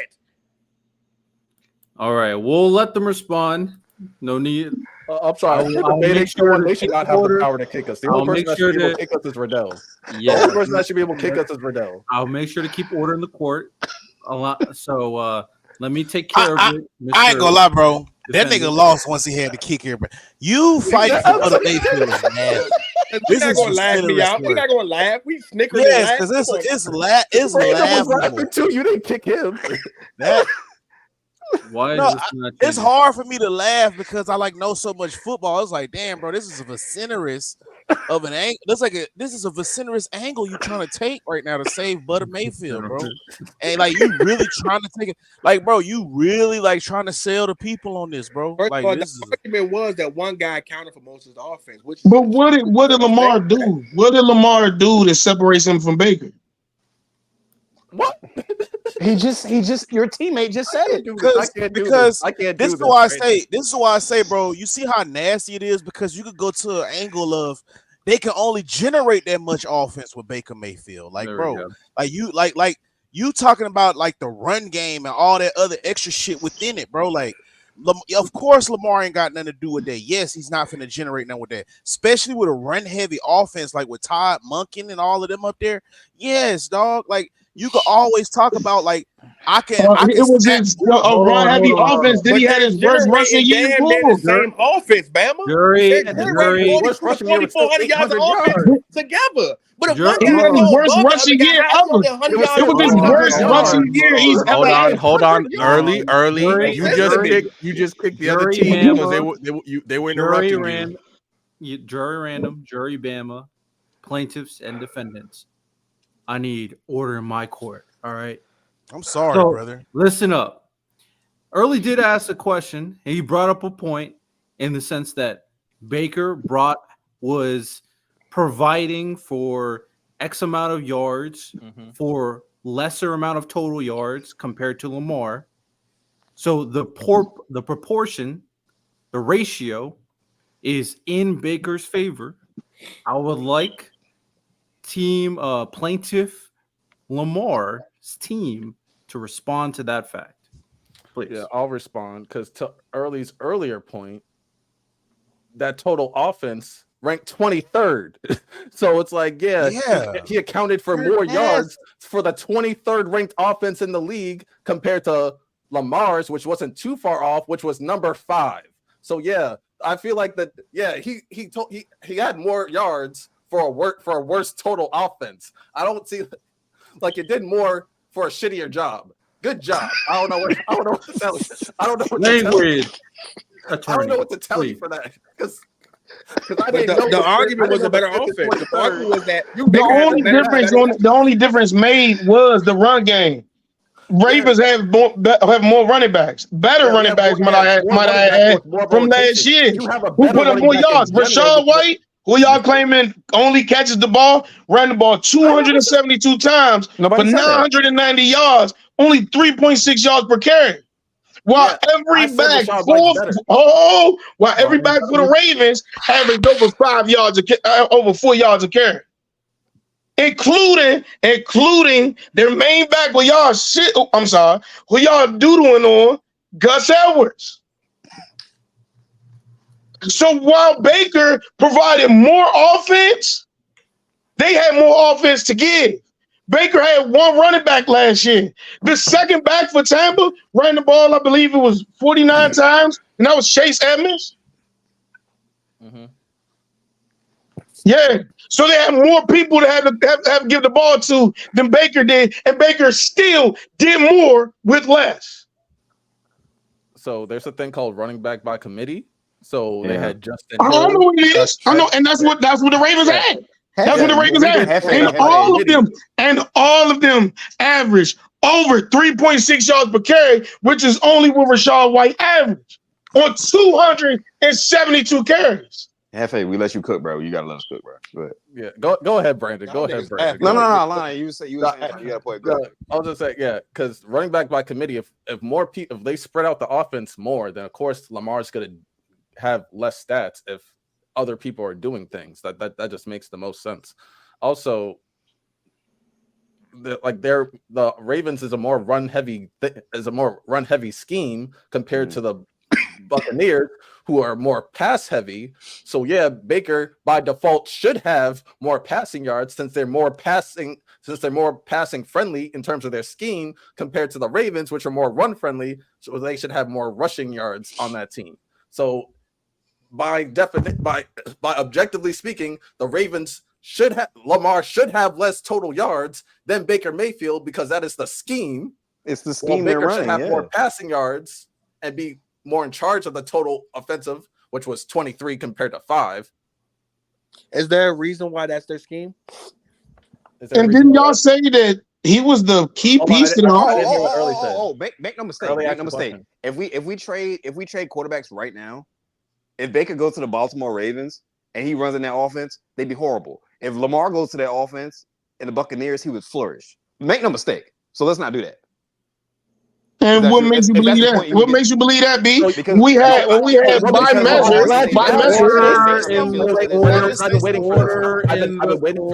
Before you go into what you're about to go into, Early did want to say something. I'll allow him to speak. My point is, again, if we're looking at a guy who accumulated for 4,400 yards and Lamar Jackson, and a guy who accumulated in 4,200 yards and Baker Mayfield, what I'm saying is this laughing, the scolding of how terrible he is compared to Lamar Jackson. If he's so terrible, then the measures show that it's not as bad as you think it was. And again, we're not talking about MVP season Lamar Jackson 2018 or 19, whatever year that was. We're talking about last year. The argument is last year. So if the measure is him having a year that Lamar had last year, that is not far off, guys. We can laugh, we can scold, but it's not far off. You can't look me in my eye and tell me whether you're a Lamar Jackson fan or not, last year was a productive year for Lamar Jackson, and it was worthy of an MVP season. That's my whole thing. So go for it. To answer, can I say this? Can I say this though? Real quick, Bam. No, jury, Bama, you're on the jury. You cannot say. But they are just so nasty, especially. No, you should have been on the bench. Bama, hold on, because I've been waiting for this I've been waiting for Hefe to say this all day because I knew as soon as Hefe was talking yesterday, I was like, I know he's gonna say this. I know this is gonna come up. I know he's gonna say this because when we said, "Oh, what they switch?" and he's like, "Oh, how would you know that?" Because the last time Baker was on an elite defense with shit weapons, he had 3,000 yards, 17 touchdowns, and 13 TDs. That's not Lamar. So the literally last time he was on a historic defense with bad weapons, so like an equivalent of a rookie Zay Flowers and a bust Rashad Bateman, he was below mid. He was below mid. So if you give Baker in that 2021 season when he got injured, like let's be for real, if you give him Mark Andrews for 10 games, you don't think he looks better? He still had Odell Beckham while Odell Beckham was still nice. He still had so Odell Beckham was nice with the Browns when he was hurt. When he was hurt for the Browns, was he not hurt for the Browns? Let Lonnie respond. Go ahead with Lonnie. What? He had Nick Chubb, who around that time he's still top 3 running back in the league for me. But Nick Chubb was going crazy. He had Odell. He had Njoku. Yeah. He had. Was Jarvis still on that team at that point? I believe he was. Yeah, so he had Jarvis, Odell, Njoku, Nick Chubb. Like he had weapons. He had weapons with elite defense, not as great weapons as on the Bucks. But guess what? We saw what happened. 17 touchdowns, 17 and 13, 3K yards. That ain't moving nobody. So I'm glad that you asked what would happen if we switch, because the evidence showed it's mid. It's really mid. And the evidence shows that Lamar ain't what y'all saying he is. 24 tugs, 7 picks, and elite defense, and y'all favoring that? Ain't those men numbers? Over midfield, yeah. Over midfield, Can we even certify that Lamar Jackson can make receivers productive? Can we certify that? Can we certify he's getting 1,300 yards with Mike Evans? Can we certify he's getting 1,200 yards with Chris Godwin the same year? Hold on, what 1K receiver has Lamar ever had? You're shifting the combo. No, I just want to know. Wait. But in all seriousness, tight end, like aside from tight end, what 1K receiver has Lamar ever had? You see Has he ever had one? Hollywood Brown got a K. Hollywood Brown got a K with him. Now we're changing the entire conversation. Yeah, now they're changing I'm literally genuinely asking a question. Yeah, I'm genuinely asking a question. Hollywood Brown had a K with him. Hollywood Brown got a K with him. Okay. So it's not impossible. Okay. All right, gentlemen. This has been a exhilarating discussion, conversation, debate, whatever you want to call it. Closing statements from both sides, and then we'll have the jury give their verdict. So, that said, we had the defendants go first last time. So this time, it'll be our plaintiffs over here, Team Lamar. Closing statement, whoever wants to go. Brandon, you want me to go? Yeah, you can go ahead. So based off the jury's reaction, this was the out swooping that we all expected. I told Hefe he did not want these problems. I told him this was like saying 2 + 2 = 37. He didn't believe me. I've been warning him. He's been saying he wants to smoke. I know he didn't learn his lesson because he hard-headed like me. I can already tell.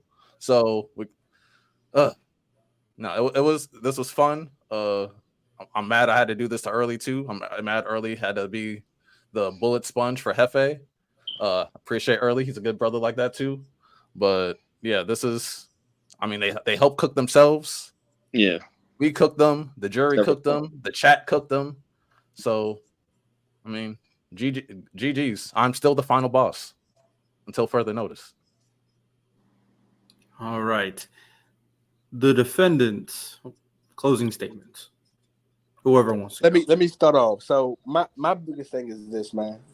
The argument was always about him being a candidate. Do I think he can be top 5 MVP votes with a winning division and putting up close to what he had, maybe a couple touchdowns more? Like I said, 30 and 10, 4,000 yards. Yes, I do. I think he could be an MVP candidate, especially in a division that's up in air and again, favorite for the Falcons. Yes, I do. I do believe that voters will look at him winning the division, getting 11 wins in that division, could probably win that division, and putting up the similar numbers, if not a tad better, of looking at, okay, this guy could be an MVP candidate. Again, not saying he's better than Lamar Jackson. I'm not saying he's on the same level as Lamar Jackson. What I'm stating is that when we're comparing Lamar Jackson last year, it wasn't that good of a season compared to what we're thinking that Baker Mayfield could do this year. I'm saying he could be an MVP candidate. If those numbers can help you win MVP, then why can those numbers but winning the division and better not help you be an MVP candidate? Again, that was always my argument. I still respect Lamar Jackson as a quarterback. I still respect him as a player. But again, we're not going to act like Lamar Jackson last year was not impressive. It was not an impressive season last year. His 19 or 18 year he won MVP was much better. Last year was mid. That's still my statement. All right. Thank you, defendant Team Baker. Now, with that said, I'm going to ask for the verdict. And if you want to elaborate on why you chose what you chose, I do want to preface that take away your feelings, focus on the facts that was presented to you today, ladies and gentlemen, before you make your verdict. So with that said, I want you to go last. Random, we'll start off with you. It seems like we make a special request. What is your verdict? I am going to side with Team Lamar, but this is actually based on what Riddell said with the facts that have been presented. This was actually way closer than it actually should have been. I think Team Lamar really dropped the ball. Team Lamar really dropped the ball in a lot of ways that they could have presented their case.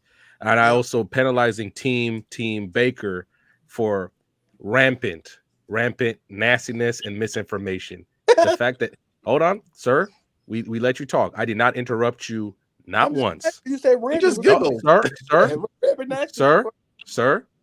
Continue, The fact that you said, well, if I combine Rashad Bateman and Zay Flowers, if I combine this receiver and this receiver, when sir represent Early and Hefe, you both know that the Bucks had a better offensive weapons room than the Ravens did last year. But you guys try to combine, you guys try to do this, you guys try to do that. And that was bad. That was nasty. You could have done better than doing that, because if we did that with other players, other teams, you, especially you, Early, would have been calling some people out. So I am siding with Team Lamar, but it's way closer than it should have been. I'm actually a little disappointed in Team Lamar. This should have been a blowout. This should have been a little blowout, because you let Early get away with some stuff that you wouldn't have done. That he really shouldn't have. That is my verdict. All right. Throw us off. Marginal victory team Lamar for Jury Random. Jury Mo, can you tell us your verdict and your explanation, if you may? This is actually hard. I think I'm going to disagree with you, Random. It's a little difficult, more difficult than what people think that it is. I don't believe Baker Mayfield will be considered the greatest quarterback, but I think that when it comes to conversation, I think that Baker Mayfield is worth being part of that conversation. The whole point of being part of a team is to produce. He produced, when you're in a championship situation, when you got a top 5 in every category, defense, things like that. Yes, he was a Jury Mill. I just want to reroute you a little bit. When you make your verdict, make it based off what they said, not your personal feelings in the debate. Okay. All right. So based on what they said, who are you siding with? Well, honestly, I'm gonna have to go with Team Lamar. In my opinion, Lamar is just a better quarterback than me. So I think I agree with your flesh and blood, Bo. Your flesh and blood. Okay. Listen. Don't try to sway him. Niggas grew up together, Mo. When you had the chip soup, Mo, I remember you. But defendant early. In my court, law is thicker than blood. All right. So let's stick to the facts. Okay. All right. You remember when Shadon and them got their ass with by Armani family? I remember you, Mo. We go way back, Mo. We grew up in the same neighborhood, Mo. This is clear. Thank you, Jury Mo, for giving your verdict. Clear jury tampering. With that, I agree, Jury Random. With that said, last but not least, Jury Bama, can you give us your verdict and your explanation? Yes. So I'm going with Team Lamar. The reason why I go with Team Lamar, just to let y'all know y'all ass at debating. You talking about you final boss, Lonnie. You'll probably be final boss on very easy mode. But all right, neither here nor there. The reason why I gotta go with Team Lamar, y'all kept using this, he generated this total offense. Well, if you know about what the rankings get you, if they both generated the same offense, or one was 8th and the other one was 23rd, that boils down to decision making. That boils down to, even though Baker did to generate those yards, it came in a lot of garbage time when a lot of that stuff don't matter anymore. Because why? He's only a little bit better than what he used to do. What do you mean by that? What is he a little bit better than he used to do? He used to lose you games. Now he's a little decent to where it's like, he's not losing me games, but he's a lot better than what he used to be. And you guys walk into a dirty rabbit hole with Baker Mayfield because y'all talk about he did good. Yes, for his standard. He's been horrible his whole career. He's almost been a bust. So the glimpse of something, year 6, year 7, what year is he in? Year 6 or 7. Now we see a glimpse of it, bro. This is who he is, bro. We gonna look back on it, and his best season was 2023 with the fucking Bucks, bro. That's what I'm trying to tell y'all, dog. Until they started running the ball 25 times a game, we saw him lose game with the Cleveland Browns, who arguably had a better overall offense than who the Tampa Bay Buccaneers have. And you mean to tell me with lesser weapons like Zay Flowers and Rashard Bateman and Isaiah Likely, you mean to tell me Baker Mayfield is still going to be a decent decision maker, let alone an MVP decision maker? One nigga got you 14-2 that had good defense. The other nigga make your defense look bad because you're always in inept situations from his bad decision making, but y'all eat it up. But all right, continue on. That's why you niggas lost. But you Ravens niggas, bro, if anybody had a brain, bro, y'all would have lost too, bro. Shame on all of y'all, bro. Shame on all. Yo, who's Shame on muted? all. Yo, who's going? whole Who's year, mute? you like a Yo, mute. What was that? No music in my courtroom. Nigga, that ain't me. That was my bad. I thought it was muted. I'm looking at it real right now. My My bad. apologies. Jury random. You will get disbarred next time you do that. All right. I apologize, Judge Riddell. Okay. All right. Riddell, Man, we do Vanderbilt, got brains. You were being very mean just now. We got plenty of brains. Jury Riddell, random. Riddell, what's your verdict? Okay. Well, with that said, chat, of course, you can give your final verdict in the chat. We appreciate all verdicts from all the jury members in the chat.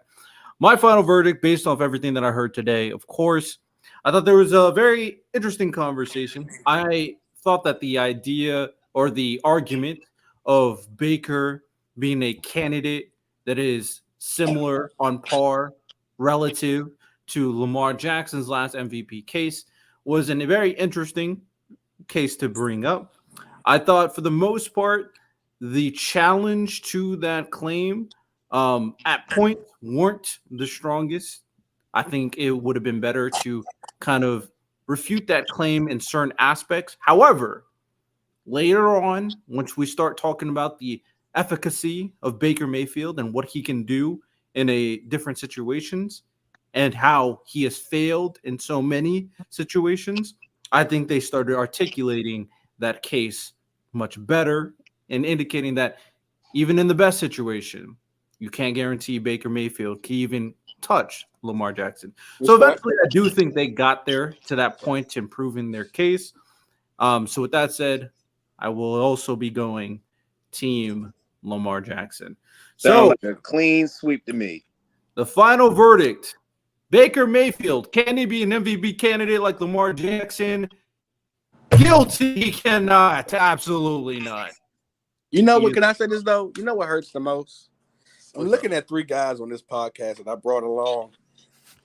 One guy I watched whip a guy's ass one time by the name of Julian and had his back.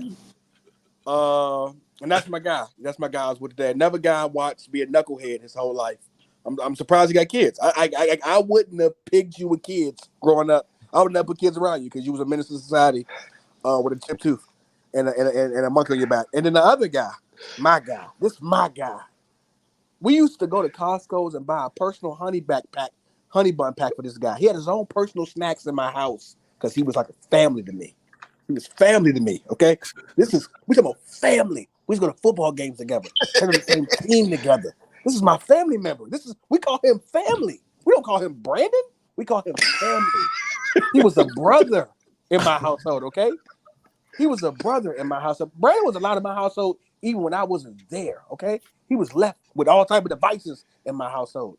I love this guy, okay? Played on the same football fields together, ate together, went out together. When Brandon didn't drive, guess who drove? Earl drove. We went everywhere together. Everywhere. In that 93 Chevy Cavalier, that windows rolled up the old school way manually. That's my guy. He knows me.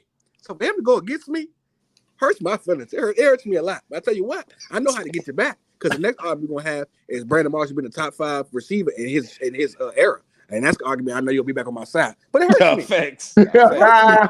I want the Brandon Marshall film. We're gonna roll it. We're gonna roll that film. Interesting. Well, I'm gonna advocate for that every show. Every show, I'm gonna advocate for that. I respect it. I also want you guys to watch Drake London film because he's that good. But with that said, with that said, this is another great episode of Open Field. We will do our NFL predictions for Week 1 on Wednesday because it's literally just before the NFL game. So all of that will be Wednesday.